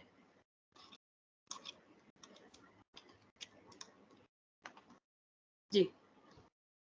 तो ध्यान से सुनिएगा, महाकवि कालिदास के व्यक्तित्व और कृतित्व की बात हम करेंगे अब आगे। सरस्वती के वरद पुत्र, कवि कुल कौन है? महाकवि कालिदास। ठीक है, की रचनाएं काव्य तथा नाटक के रूप में सतत भारतीय साहित्य को आध्यात्मिक बल प्रदान करती रहती हैं। ठीक है, जो कालिदास जी की जो रचनाएं हैं वो भारतीय साहित्य की जो आध्यात्मिकता है उस पर उन्होंने रचनाएं की हैं, उसको बल प्रदान किया है, और यही कारण है कि इनकी जो प्रसिद्धि जो हुई है, इनकी प्रसिद्धि विश्व के समस्त देशों में महाकवि के रूप में हुई है। महाकवि कोई कैसे बनता है? उसकी जब विभिन्न रचनाएं होती है, महत्वपूर्ण रचनाएं होती है किसी भी रचनाकार की या किसी भी कवि की, उसको महाकवि इसीलिए कहा जाता है क्योंकि उसकी कुछ प्रसिद्ध रचनाएं हैं जो देश में नहीं, विदेश में नहीं, बहुत ही महत्वपूर्ण से सभी स्थानों पर उस पर चर्चा होती है, परिचर्चाएं होती है, और इस रूप से वो महत्वपूर्ण बन जाता है। तो हमने ये जाना कि महाकवि जो कालिदास है उनको किस प्रकार से भारतीय साहित्य में उनको महत्व दिया जाता है और विविध देशों के विद्वानों ने इनकी रचनाओं का अपनी भाषाओं में रूपांतरित करके इनका जो भी एक प्रचार प्रसार किया, मतलब इसका एक सादर रूप से प्रचार प्रसार किया है। ठीक है, अब जैसे इनकी जो रचनाएं हैं, अभिज्ञान शाकुंतलम से ही कुछ रचनाएं लेकर, मतलब अभिज्ञान शाकुंतलम का रूपांतरण करके, माफी चाहूंगी, अभिज्ञान शाकुंतलम का जो रूपांतरण करके कई सारे पाश्चात्य रचनाकारों ने, नाटककारों ने इसका जो मूल भाव लेकर, मूल संवेदना को उठाकर अपनी अंग्रेजी में रचनाएं करी हैं, निकाली हैं। ठीक है, तो अब जैसे हम देखते हैं कि जैसे शेक्सपियर है, विलियम शेक्सपियर है, तो विलियम शेक्सपियर की जैसे हैमलेट है और कई सारी ऐसी रचनाएं हैं जो हमने अपने हिंदी साहित्य में, हिंदी भारतीय साहित्य में हम उसको देखते हैं। ठीक है, लेकिन हमारी रचनाओं को उठाकर भी कार्य किया गया है, जिसमें हम अभिज्ञान शाकुंतलम और कालिदास जी की रचनाओं को देख सकते हैं, जिसका अभिज्ञान शाकुंतलम तो रूपांतरण किया ही गया है, अंग्रेजी में उसका अनुवाद करके उसका रूपांतरण किया गया है और उसको नाटक के रूप में प्रस्तुत किया गया है, जो बहुत ही प्रसिद्ध हुआ, बहुत ही प्रसिद्ध। तो अब हम आगे बात करेंगे कि विविध देशों में, मतलब जो विद्वानों द्वारा इनकी रचनाओं को लिया गया और अपनी भाषाओं में इसका रूपांतरण करके इसका प्रचार और प्रसार किया गया। ठीक है, और ये ऐसा जो देखते हैं कि किसी कवि की रचना को प्राप्त नहीं हुआ, जो इनको स्थान मिला, जो इतना आदर सत्कार उनकी कविताओं को मिला, उनके नाटकों को, उनकी रचनाओं को मिला, उतना आदर सत्कार किसी भी अन्य कवियों को नहीं मिला है। ठीक है, और लाक्षणिक आचार्यों के काव्य के जिन जिन लक्षणों का उल्लेख अपने ग्रंथों में किया है, उन सबको समान रूपेण अस्तित्व कालिदास की कृतियों में निहित है। मतलब जो लाक्षणिक आचार्य होते हैं, ये लक्षण को प्रस्तुत करने वाले, काव्य में जिन लक्षणों का उल्लेख उन्होंने किया है, उनके जो ग्रंथों में उनका जो रूपांतरण है, समान रूपांतरण है, वो अस्तित्व जो किसमें प्रस्तुत किया है, कालिदास की कृतियों में पूरा निहित है। ठीक है, और अब इनका बात करेंगे जन्म स्थान की। तो जो यशस्वी हैं, जो कालिदास हैं, वो काफी यशस्वी व्यक्ति थे और से उनका देखा जाए तो उनकी जो जो जो जन्मभूमि और उनके निर्णय के स्थान पे भारतीय विद्वानों की, मतलब उनकी रगी, और रघुवंश जो है, रघुवंश इनका सुप्रसिद्ध महाकाव्य है। ठीक है, और इसमें वर्णित रघु की दिग्विजय यात्रा विद्वानों को इनकी जन्मभूमि विवेचन के लिए प्रेरित करती है। ठीक है, और साथ ही उक्त यात्रा में इन्होंने जिन जिन स्थलों का सूक्ष्म परिचय प्रस्तुत किया है, विद्वानों की दृष्टि वहां वहां टिक जाती है। मतलब परंतु यह संभव नहीं है कि एक व्यक्ति इतने स्थानों को मूल निवासी हो, मतलब इनका जन्म स्थान जो है वो पूरा रूप से उसको विस्तारित रूप से बताया नहीं गया है, क्योंकि विभिन्न विभिन्न उनके स्थान बताए गए हैं। ठीक है, कालिदास जो थे कवि, जो महाकवि जिन्हें कहेंगे, वो शिव भक्त थे, वो शिव को बहुत मानते थे, प्रभु शिव को बहुत मानते थे। और रघुवंश का मंगलाचरण जो पद्य है, और कुमार संभव का शिव राजधानी वर्णन, और अभिज्ञान शकुंतलम का अष्ट प्रकृति शिव स्वरूप एवं भरत वाक्य, और विक्रमोर्वशीयम, ये संस्कृत के हैं सब, विक्रमोर्वशीयम मंगलाचरणम पद्य, और मालविकाग्नि मित्रम, ये सब जो है मंगलाचरण के पद्य है। मंगलाचरण जो शुरुआती तौर पे गाए जाते हैं, जो भी किसी भी आध्यात्मिक जो भी हम पढ़ते हैं, जो भी ज्ञान की हम चीजें, आध्यात्मिक वस्तुओं को उठाते हैं, आध्यात्मिक पुस्तकों को उठाते हैं, तो उसमें जो मंगलाचरण का पद्य होता है, वो इन्हीं के द्वारा इसमें लिखा हुआ है, जो संस्कृत के कई से हम देख सकते हैं रचनाओं के माध्यम से। इसके अतिरिक्त रघुवंश रघुवंश जो है एक महाकाव्य है। इन्होंने उस समय उसमें क्या किया है, राम की चर्चा की है, प्रभु श्री राम की चर्चा की, जिन्होंने स्वयं विष्णु का अवतार होते हुए भी श्री रामेश्वरम की स्थापना के बहाने अपने को शिव भक्त की प्रसिद्ध किया। मतलब उन्होंने वो स्वयं भगवान विष्णु का अवतार है, पर वो एक मनुष्य रूप में अवतरित हुए और किस तरह से उनका रामेश्वरम में स्थापना हुई और मतलब वो अपने आप को शिव भक्त दिखा उसमें प्रस्तुत करते हैं कि वह शिव भक्त है और दोनों एक दूसरे के, तो शिव भगवान जो है विष्णु के प्रिय हैं और विष्णु जी हैं वो जो शिव जी के प्रिय है। तो तभी ये आपने रामायण में इसकी पूरी कथा सुनी होगी, जो रामेश्वर ब्रह्म की स्थापना किस प्रकार से हुई थी। अब कालिदास जी का मैम। जो काल है उस पर जी बोलिए। मैम इसमें रामायण में हमने देखते हैं कि मतलब बताते हैं कि जो जब उनसे पूछा जाता है, पार्वती जी बोलती हैं कि शिव जी से पूछती हैं कि आप राम जी को इतना देख के मनमोहक क्यों होते हैं, या फिर आप उनके प्रति इतना खिंचावपन क्यों महसूस करते हैं। तो बोलते हैं कि मैं मैं वो मेरे स्वामी है। तो जब इधर से वो जब बोलते हैं कि ये मेरे स्वामी है, तो श्री राम जी भी उनके उपासक के तौर पर उनकी कहते हैं जल अभिषेक करते हैं। बिल्कुल। तो रामायण जब हम देखते हैं तो एक वो हम देखते हैं उसमें प्राचीन जो पौराणिक जो हमें कथा कही गई है हम उसको समझ पाते हैं और प्रभु श्री राम का उसमें क्या पूरा वर्णन है, चर्चा है, उनके व्यक्तित्व के बारे में हम सब चीज पढ़ पाते हैं, उनका आदर्श रूप और नीति परक रूप हम उसमें देख सकते हैं। ठीक है, तो अब कालिदास जी के जो काल है उसके बारे में हम बात करेंगे। देशकाल आदि संबंधी परिचय देने के अभाव की परंपरा में भी कालिदास अग्रगण्य है और अतः उनका स्थान जो है काल निर्धारण एक दुरूह कृत्य है और एक प्रसिद्धि रही है कि महाकवि कालिदास श्री विक्रमादित्य की सभा के नवरत्नों के अनंत्यम अनंत्यम थे, मतलब नवरत्नों में से वो माने जाते थे और कुछ विद्वान चंद्रगुप्त द्वितीय को कालिदास का आश्रयदाता मानते हैं। ठीक है, किसको मानते हैं आश्रयदाता? चंद्रगुप्त द्वितीय। तो ये सब हमने बात की कि उनका जो काल था कैसे था। और प्रोफेसर लक्ष्मीधर कल्ला मेघदूत में आए उत्तर दिशा के स्थानों के वर्णन, पाटव तथा सटीक भौगोलिक वर्णन के कारण इनको कश्मीर का निवासी मानते हैं। मतलब आपने देखा कि मेघदूत में दिशाओं का वर्णन है, तो प्रोफेसर लक्ष्मीधर कल्ला एक हैं, उनका ये मानना है कि जब उत्तर दिशा का उन्हें उत्तर दिशा के स्थानों का जब वर्णन होता है तो वो मानते हैं कि ये कश्मीर के निवासी हैं। भौगोलिक वर्णन की दृष्टि से ये मानते हैं कि कालिदास क्या है, कहाँ के रहने वाले थे, कश्मीर के निवासी हैं।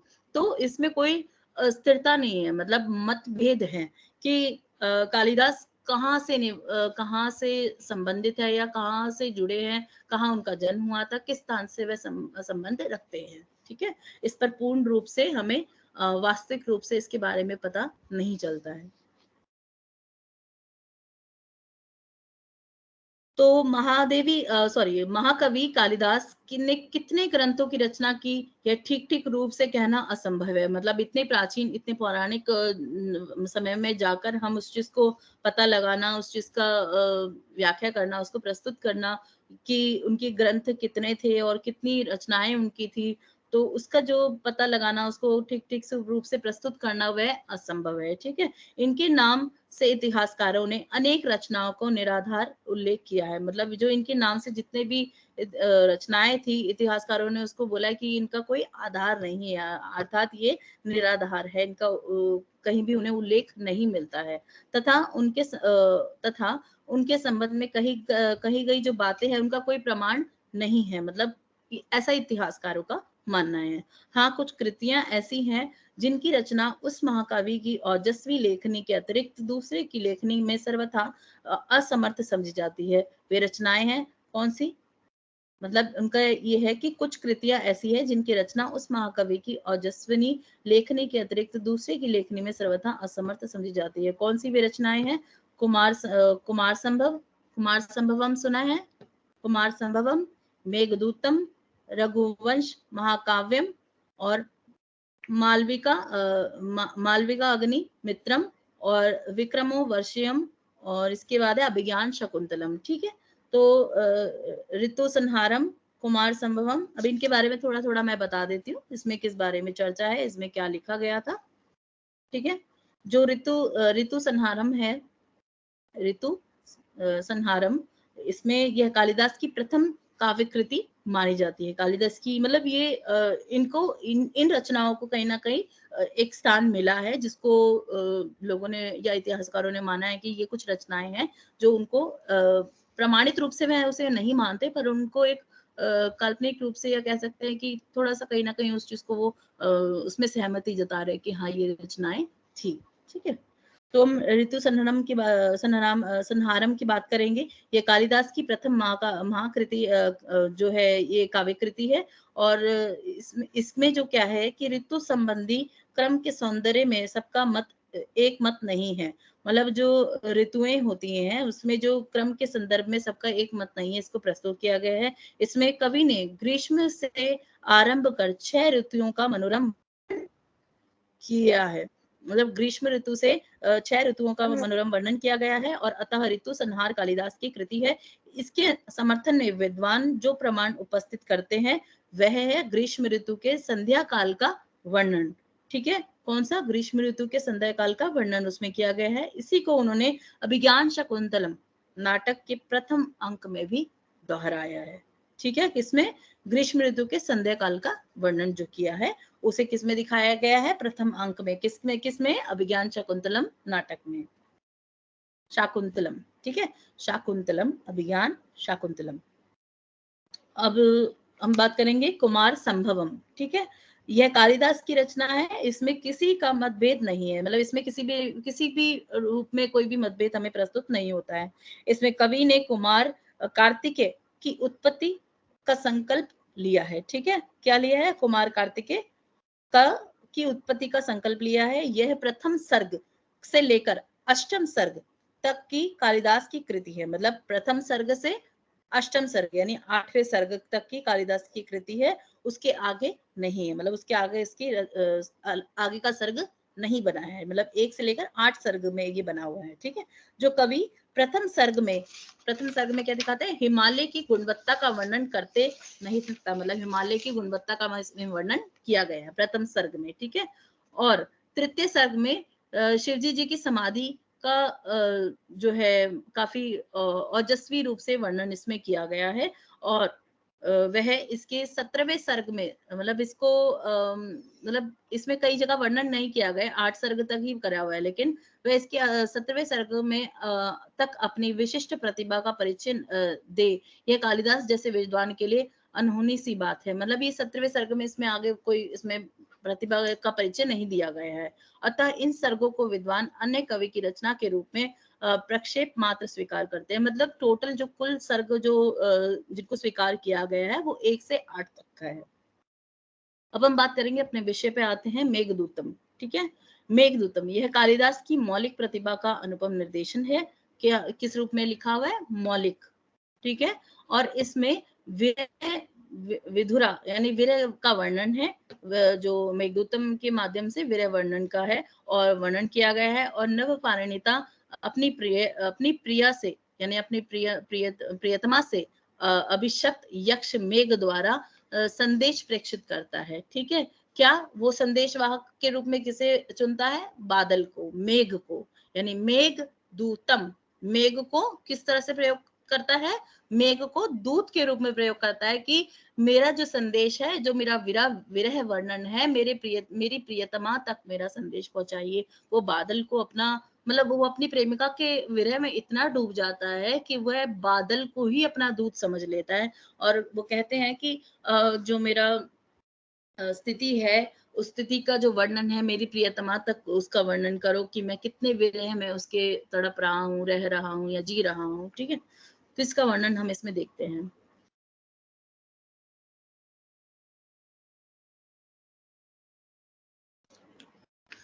तो मेघदूतम के अलावा हम देखते हैं रघुवंशम, ये मालविका अग्नि मित्रम भी हमने बात करी, और विक्रम वर्षियम भी बात करी, अभिज्ञान शाकुंतलम बात की। अभिज्ञान शाकुंतलम बहुत ही प्रसिद्ध है, जिसमें हम देखते हैं कि इसमें 7 अंक है, जिसमें विस्तृत रूप से एक कालिदास की रचना है, जिसमें एक यशस्वी कृति है, और जिसकी जो रमणीयता है वो काफी आकृष्ट है, और इतने आकृष्ट हुए इसके प्रति, विदेशी इतने आकृष्ट हुए, आकर्षित हुए कि विद्वान भी इसका प्रशंसा करते नहीं थकते हैं, मतलब वो भी इसकी प्रशंसा करते रहते हैं।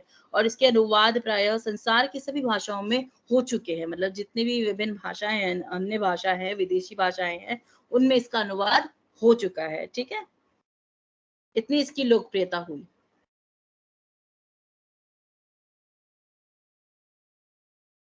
जो जर्मन कवि है गेटे, गेटे जर्मन कवि है, और इन्होंने इनका एक कथन था कि यदि तीनों लोगों का ऐश्वर्य एक स्थान पर प्राप्त करने की इच्छा हो तो इस नाटक का अध्ययन अवश्य करना चाहिए, अध्ययन और मनन करना चाहिए। ठीक है, कामुक दुष्यंत की लाज रखने तथा कामुक दुष्यंत की लाज रखने तथा उनके चरित्र को उदात्त दिखलाने में उदात्त दिखलाने के अभिप्राय से ही महाकवि ने दुर्वासा के शाप की कृत्रिम कल्पना की है। दुर्वासा, ऋषि दुर्वासा जो किस प्रकार शाप देते हैं, और अभिज्ञान परिचय, अभिज्ञान का अर्थ है परिचय, ठीक है, और के लिए अर्थात अभिज्ञान का परिचय के लिए, मतलब परिचय किसी चीज का देना, उसका अभिज्ञान, ठीक है, परिचय। और अर्थात यदि मैं तुम्हें भूल जाऊं तो मुझे अपनी अंगूठी देखकर सारी बातें याद आ जाएगी। ठीक है, ये इस बारे में प्रयोग हुआ गया है। तो अंगूठी का संबंध शाकुंतला से होने के कारण इस नाटक का नाम क्या पड़ा? अभिज्ञान शाकुंतलम। समझ आया ये लाइन? जी मैम। ओके।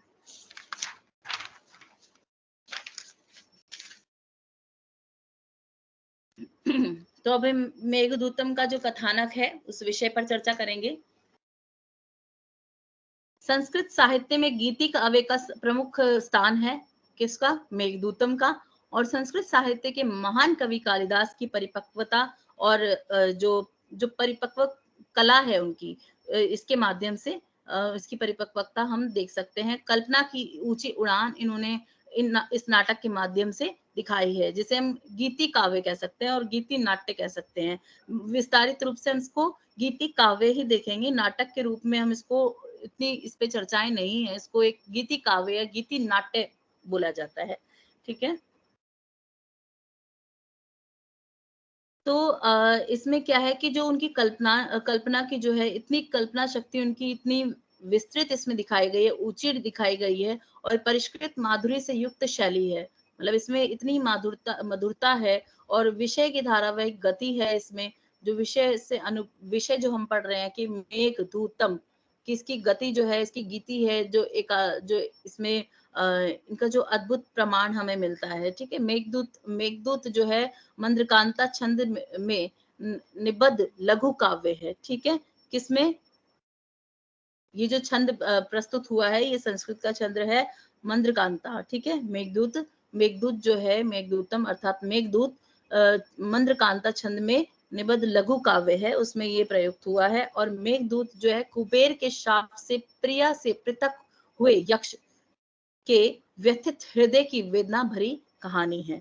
मेघदूतम जो क्या है, मेघदूत जो कहानी है या मेघदूतम जो कहानी है, वो कुबेर के श्राप से, यानी कुबेर कौन बताएगा? कुबेर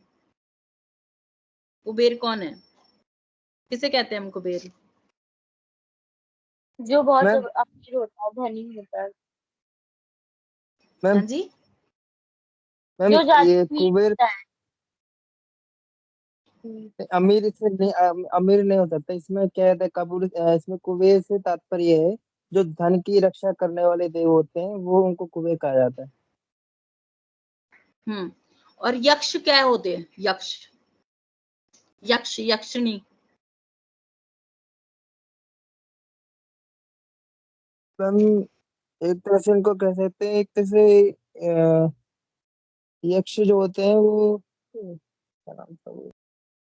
मैम ये ना दानव और दैत्य कहते हैं, ना दानव होते ना दैत्य होते। ये कुछ ऐसा होता है कि ये देवतुल्य ही होते हैं, लेकिन ये आकाश में विचरण करते रहते हैं।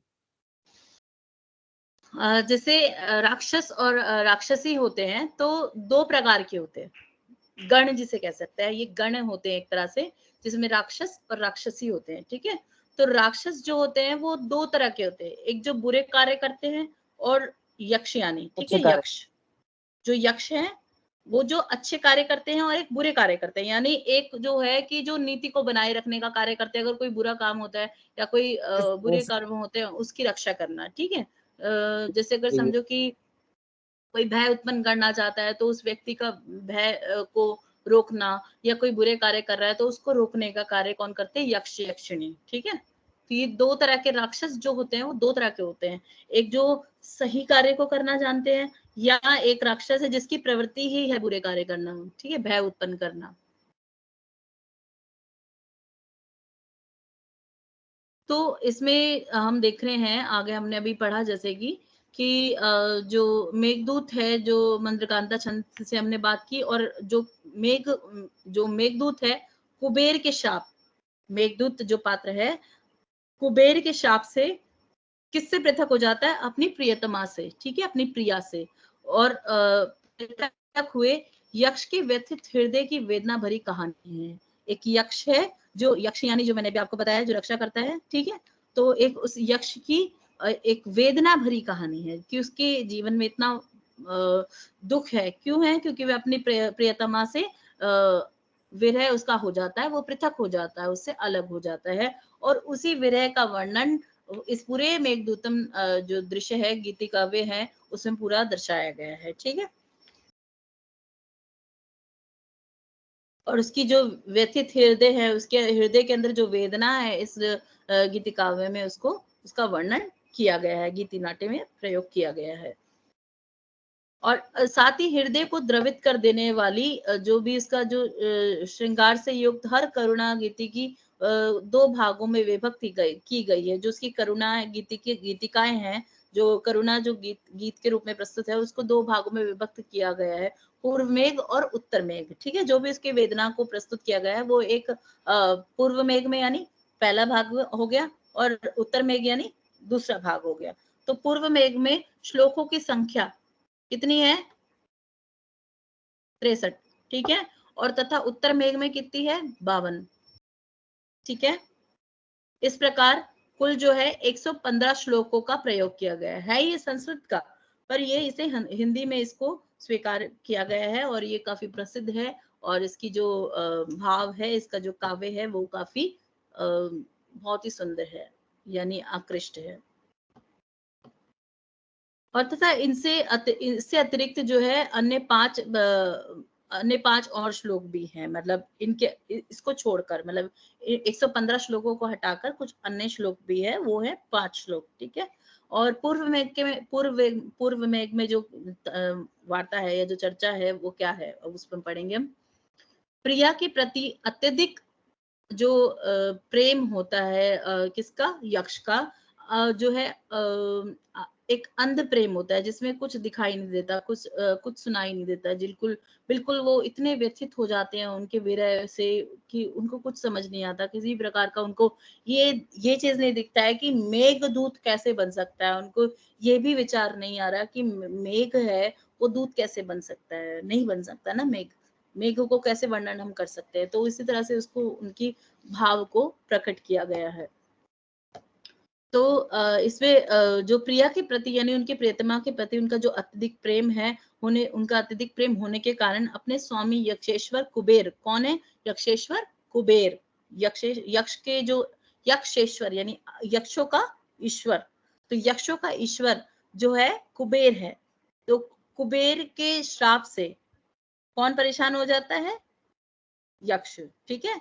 तो यक्ष परेशान हो जाते हैं, तो उनके श्राप के रूप में वर्ष भर के लिए कर्तव्य से जो बिल्कुल वो दूर हो जाते हैं, और मतलब अपने कर्तव्य से दूर होने के कारण यक्ष को अलकापुरी से निष्कासित किया जाता है। जो यक्ष होता है उसे अलकापुरी कुबेर का क्या है, क्या है अलकापुरी, नगरी है। अलकापुरी कुबेर की नगरी है, स्थान है, ठीक है। तो वहां से उसको निष्कासित कर देता है, किसको, यक्ष को, कौन करते हैं, कुबेर। और यक्ष अपने स्वामी कुबेर की आज्ञा से विंध्याचल में कहा जाता है, रामगिरी पर्वत पर रहने लगता है। तो रामगिरी पर्वत पर चले जाता है, कौन सी जगह पे, विद्यांचल में, ठीक है। तो जहां जहां ये यक्ष जाते हैं निष्कासित करने के बाद कहाँ कहाँ जाते हैं, उन स्थानों का वर्णन है इसमें, वो बहुत ही महत्वपूर्ण है कि कौन सी दिशाओं में वो जाते हैं। पूर्व मेघ की बात है, फिर इसके बाद उत्तर मेघ की बात है, तो वो चीजें इसमें वर्णन की गई है।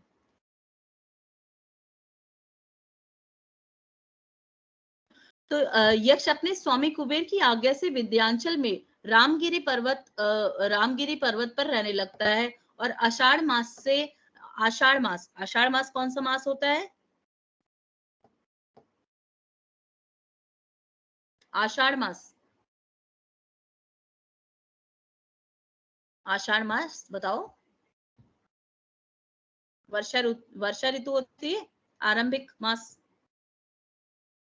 ठीक है। तो आषाढ़ का मास जो है, आषाढ़ का जो आरंभिक मास होता है उसको हम कहते हैं, ठीक है। जो बारिश का, जो वर्षा का जो मौसम होता है उसको हम कहते हैं आषाढ़ मास। तो आषाढ़ मास के आरंभ में ही उसे रामगिरी पर्वत की चोटी पर उमड़ा हुआ बादल दिखाई देता है। रामगिरी की जो चोटी है उसमें उमड़ा हुआ बादल यक्ष को दिखाई देता है। तभी सहसा ही यक्ष का हृदय करुणा से द्रवित होता है। मतलब इतना ज्यादा करुणा से उसका हृदय भर जाता है। क्यों? क्योंकि मेघ के दिखाई देने पर सुखी मानव का भी हृदय द्रवित हो जाता है। जब वो मेघ दिखाई देता है तो जो भी सुखी मानव है उसका हृदय भी जो है वो द्रवित हो जाता है। और उस प्रेमी यक्ष विरही का तो कहना ही क्या, जो प्रिया के जो अपनी प्रियतमा से दूर है, अपनी प्रियतमा से दूर होने मतलब दूर हो जाता है के लिए अत्यधिक उत्सुक है। मतलब अपनी प्रियतमा से मिलने के लिए वो बहुत उत्सुक है। विरह वर्णन तो कर ही रहा है, पर अपनी प्रियतमा से वह मिलना भी चाह रहा है। और यक्ष अपनी प्रियमा यक्षिणी, यक्ष की प्रिया कौन हो गई? यक्षिणी, जो वियोग के दिन के खत्म होने की आशा में लगी हुई है। जो वियोग के दिन के खत्म होने की आशा में लगी हुई है, उसके पास मेघ द्वारा अपने कुशल होने का समाचार देने के लिए प्रार्थना करता है कि मतलब वो जल्दी कुशल हो जाए, उसके लिए वो प्रार्थना करता है, ठीक है। और याचना करते हुए कहता है कि हे भाई, संतप्तों के तुम ही एकमात्र सहारा हो, ठीक है। जो भी हम हैं उन सबकी मतलब जो भी दुखी व्यक्ति है, हमारे दुखों का तुम एकमात्र सहारा हो।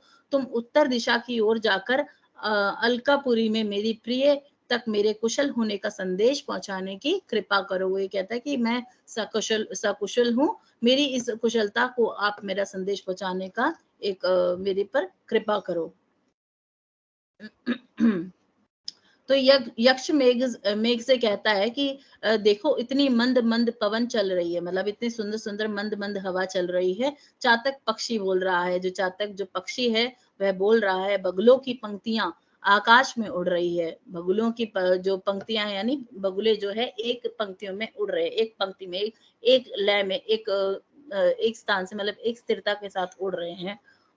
और साथ ही जो इंद्रधनुष स्पष्ट रूप से दिखाई दे रहा है। और ये सभी शुभ संकेत के सूचक है। वो कहते हैं कि ये सभी जो संकेत है ये शुभ सूचक है, मतलब शुभ संकेत के सूचक है। मैं संदेश बताने से पहले बताना चाहता हूँ कि ग्रामीण भोली भाली युवतियां द्वारा आनंद से युक्त आंखों से पिए जाते हुए तुम माल देश को पार करके आम्रकूट पर्वत पर पहुंचना, ठीक है।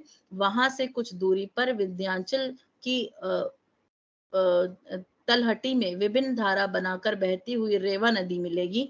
और रेवा नदी मिलेगी, वहां से तुम दक्षिण मतलब दक्षिण दिशा में, दक्षिण मतलब दक्षिण देश को, मतलब दक्षिण दिशा के देश को जाना। वहां पर जामुन के वन पके हुए फलों से काले बने होंगे, ठीक है। उसकी राजधानी में प्रवेश करके तुम प्रिया के भ्रुमंग युक्त मुख की तरह चंचल तरंगों वाली वेत्रवती का जल पीना और नीचे नाम वाले पर्वत पर अत्यधिक थकने के कारण विश्राम करना। अब ये पूरा संदेश दिया जाता है। और वहां से कुछ विश्राम करके उज्जैनी का मार्ग अत्यधिक टेढ़ा होने पर भी वहां जाना मत भूलना, क्योंकि उज्जैनी अत्यधिक सौंदर्य से युक्त होने के कारण ऐसी प्रतीत होती है जैसे मानो वह स्वर्ग की एक टुकड़ी यानी नगरी भूभाग पर प्रतिष्ठित हो गई हो। अन्यथा यहाँ की जो अटरियां हैं, अटरियों में रहने वाली स्त्रियों से तुम्हारी आंखें वंचित ही रह जाएगी। यहाँ पे उसमें स्त्रियों के सौंदर्य का वर्णन किया गया है। और साथ ही मतलब पूरा जहाँ जहाँ वो जाते हैं, जिस जिस स्थानों पर वो जाते हैं, वहीं उज्जैनी जाने का मार्ग है। और उज्जैन के बाजार में उपस्थित हीरे पन्ने को देखकर ऐसा प्रतीत होता है मानो समुद्र के जल के अतिरिक्त कुछ शेष ही ना हो। ठीक है।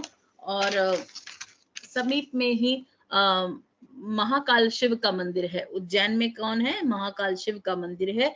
वहां शिव जी की सायंकालीन पूजा के समय बज रहे नगाड़ों को अपनी दृष्टि से स्वयं देखना, मतलब उसको सुनना, और वह क्षण उज्जैनी में बिताकर प्रातः काल होते ही गंभीरा नदी को पार करके देवगिरी को पहुंचना। ठीक है। ये एक जो मिले थे उनको स्थान में, एक जो भी उनके कह सकते हैं कि सूत्र रूप में उनको एक मिले थे, वहां पहुंचकर पुष्प मेघ बनकर इस पर्वत के स्कंदों पर मेघों की वर्षा करना।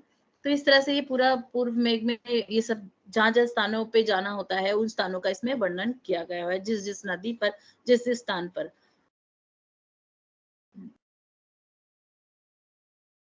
तो इसी प्रकार अंत में मतलब इसमें यही बताया जाता है कि उस पर्वत की, जब वो पर्वत पे जाते हैं, कैलाश पे पहुंच जाते हैं, कैलाश पर्वत पे पहुंचते हैं, उस पर्वत की गोद में उपस्थित अलकापुरी को ऊंचे ऊंचे प्रसाद से युक्त होने के कारण तुम सहसा ही पहचान लोगे। मतलब अलकापुरी में वो जाना चाह रहा है, दोबारा से अपना प्रवेश करना चाह रहा है, तो उसके ऊपर जिस प्रकार से वो उस विभिन्न विभिन्न स्थानों से जाता है, तो उस स्थानों में उसका उल्लेख किया गया है। तो ये हमारा हो गया पूर्व में।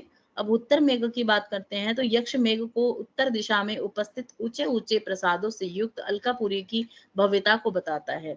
क्या बताता है? अलकापुरी की भव्यता को बताता है। अलकापुरी के फर्श मणियों, अलकापुरी है, तो अलकापुरी तो आपको पता ही है कि कुबेर का स्थान है, कुबेर की नगरी है।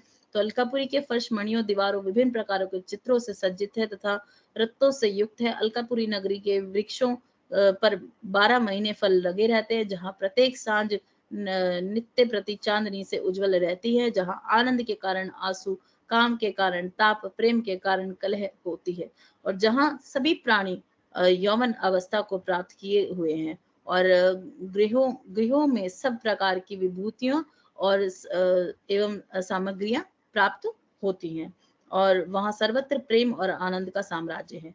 अलकापुरी में कुबेर के भवन से मतलब अलकापुरी में कुबेर के भवन से उत्तर की ओर मेरा घर है।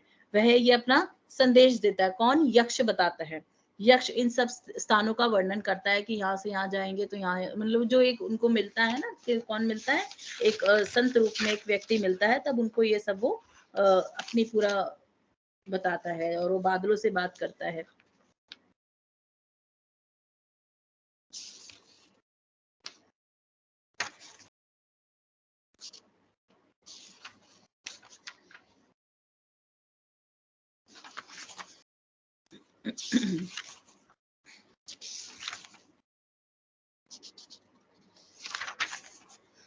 तो मुख्य रूप से जब आप इसको पढ़ेंगे मेघदूतम को, तो इसमें अलकापुरी का वर्णन है, और यक्ष जो एक संत रूप में एक व्यक्ति आता है, उसको पूरा अपना वर्णन करता है अलकापुरी का, और कैसे अलकापुरी तुम जा सकते हो। स्थानों का, विभिन्न विभिन्न स्थानों का जो नाम लिया जाता है कि तुम इन स्थानों पे जाओगे, फिर इसके बाद एक पर्वत आएगा, फिर कैलाश पर्वत आएगा, नदियां आएंगी, जो भी पहले नदियां आएंगी, फिर अन्य जो क्षेत्र आएंगे, फिर इसके बाद आपको उज्जैन का मंदिर दिखाई देगा, फिर उसके बाद आपको कैलाश पर्वत दिखाई देगा। तो इसी तरह से वहां से ही उसी दिशा में जब उत्तर दिशा की ओर जाएंगे, तभी आपको अलकापुरी का स्थान दिखेगा। तो इन सब चीजों का इसमें वर्णन किया गया है। और अब हम इसको थोड़ा समाप्ति की ओर आते हैं। तो मुख्य रूप से हम देखते हैं मेघदूतम जो कालिदास का एक गीति नाट्य है और एक महाकाव्य है। तो इसको हम पढ़ेंगे तो हम इसमें देखते हैं कि जो मुख्य रूप से जो वर्णन है, मेघदूत अर्थात मेघ एक दूत के रूप में इसमें दर्शाया गया है। और यक्ष जो है अपनी व्यथा का, अपने विरह वर्णन का पूरा जो वार्ता है, जो भी इसमें अपनी स्थिति का वर्णन जो करता है, वो मेघ से करता है, और मेघ को एक दूत के रूप में प्रस्तुत करता है कि जो मेरी प्रियतमा है, मुझसे मतलब मैं उससे दूर हो गया हूँ, और मैं उससे मिल नहीं पा रहा और मेरी प्रियतमा कैसी होगी, उसकी कैसी व्यथा होगी, उसके बारे में पूरा उसमें चित्रण किया गया है उसके प्रेम को। तो आप सभी से एक एक सुझाव है, एक कहना है मुझे कि अगली क्लास में, अगली कक्षा में आप इस विषय को, इस मेघदूतम को, कालिदास का जो रचित गीति काव्य है, इसको पूर्ण रूप से पढ़कर आएंगे, समझ कर आएंगे। और किसी भी प्रकार की आपको इसमें दिक्कत होगी तो आप मुझे अगली कक्षा में इसके बारे में चर्चा कर सकते हैं। तो आज हमारा रंगमंच पाठ प्रदर्शन का मेघदूतम जो है वो एक अंतिम वो कह सकते हैं इकाई थी, और इसी को हम अब पिछले अपने चैप्टर्स को भी विस्तारित रूप से पढ़ेंगे जब जहाँ हमें आवश्यकता होगी, या किसी भी विद्यार्थी की या छात्र की, छात्राओं की अगर किसी भी प्रकार की रुचि होगी, अगर उसकी कोई भी उनकी किसी भी विषय से संबंधित कोई भी जानकारी वो मुझसे प्राप्त करना चाहें तो वो अगली कक्षा में ले सकते हैं। और अन्यथा अभी आपकी परीक्षाएं भी शुरू होने वाली, तो परीक्षाओं से पहले हम थोड़ा सा इसको दोबारा से इसका रिवीजन करेंगे, ताकि जो विषय पहले हो चुके हैं उसको भी आप दोबारा से पढ़ सकें। तो मेघदूतम जो है वो आपकी अगली अंतिम इकाई है। शायद इसके बाद भी एक सेकंड, मुझे थोड़ा सा देखना पड़ेगा सिलेबस में।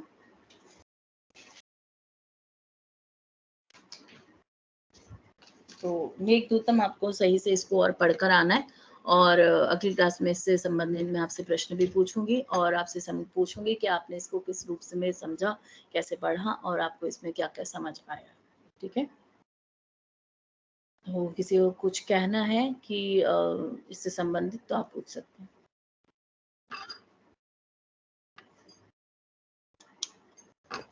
अन्यथा हम कक्षा को समाप्त करते हैं और रिकॉर्डिंग को ऑफ करेंगे।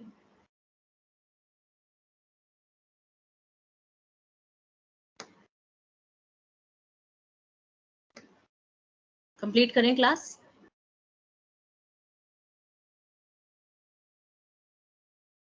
जी मैम। जी, किसी को कुछ पूछना नहीं है?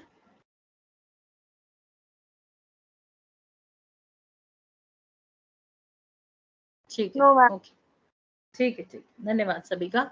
अगली कक्षा में मिलते हैं, तब तक के लिए धन्यवाद। और रोल नंबर डालना आप है क्या? सभी, जी रोल नंबर डालना है क्या? जी जी जी, चैट में आप रोल नंबर अपना डाल दीजिए, सभी अटेंडेंस डाल ओके। दीजिए।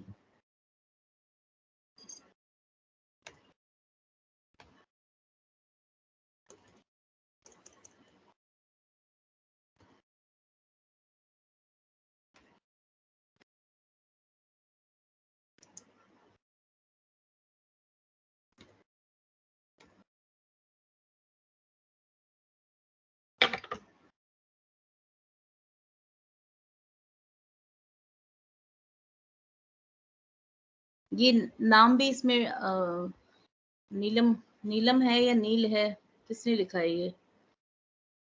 नीचे नाम भी लिख दो, नीलम। ओके, ठीक है।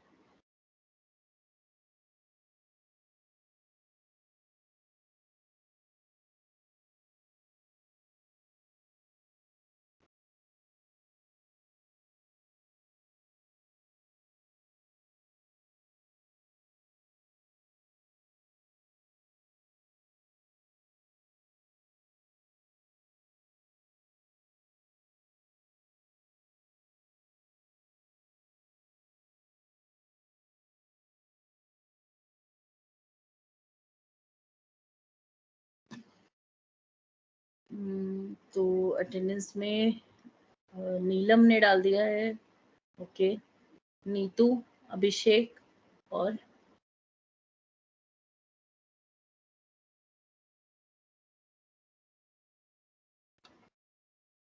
अंशिका तोमर यहाँ नहीं है अभी।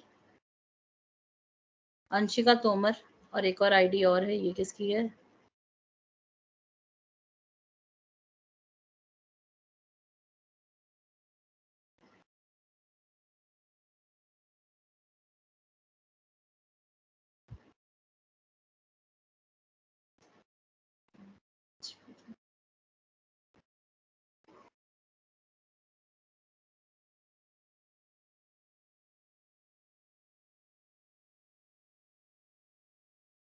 हो गई सबकी अटेंडेंस?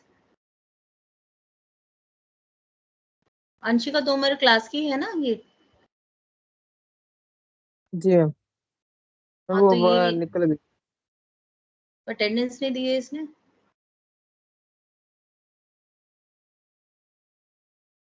ठीक है, चलो हम क्लोज करते हैं। ओके मैम, धन्यवाद। धन्यवाद मैम। ओके।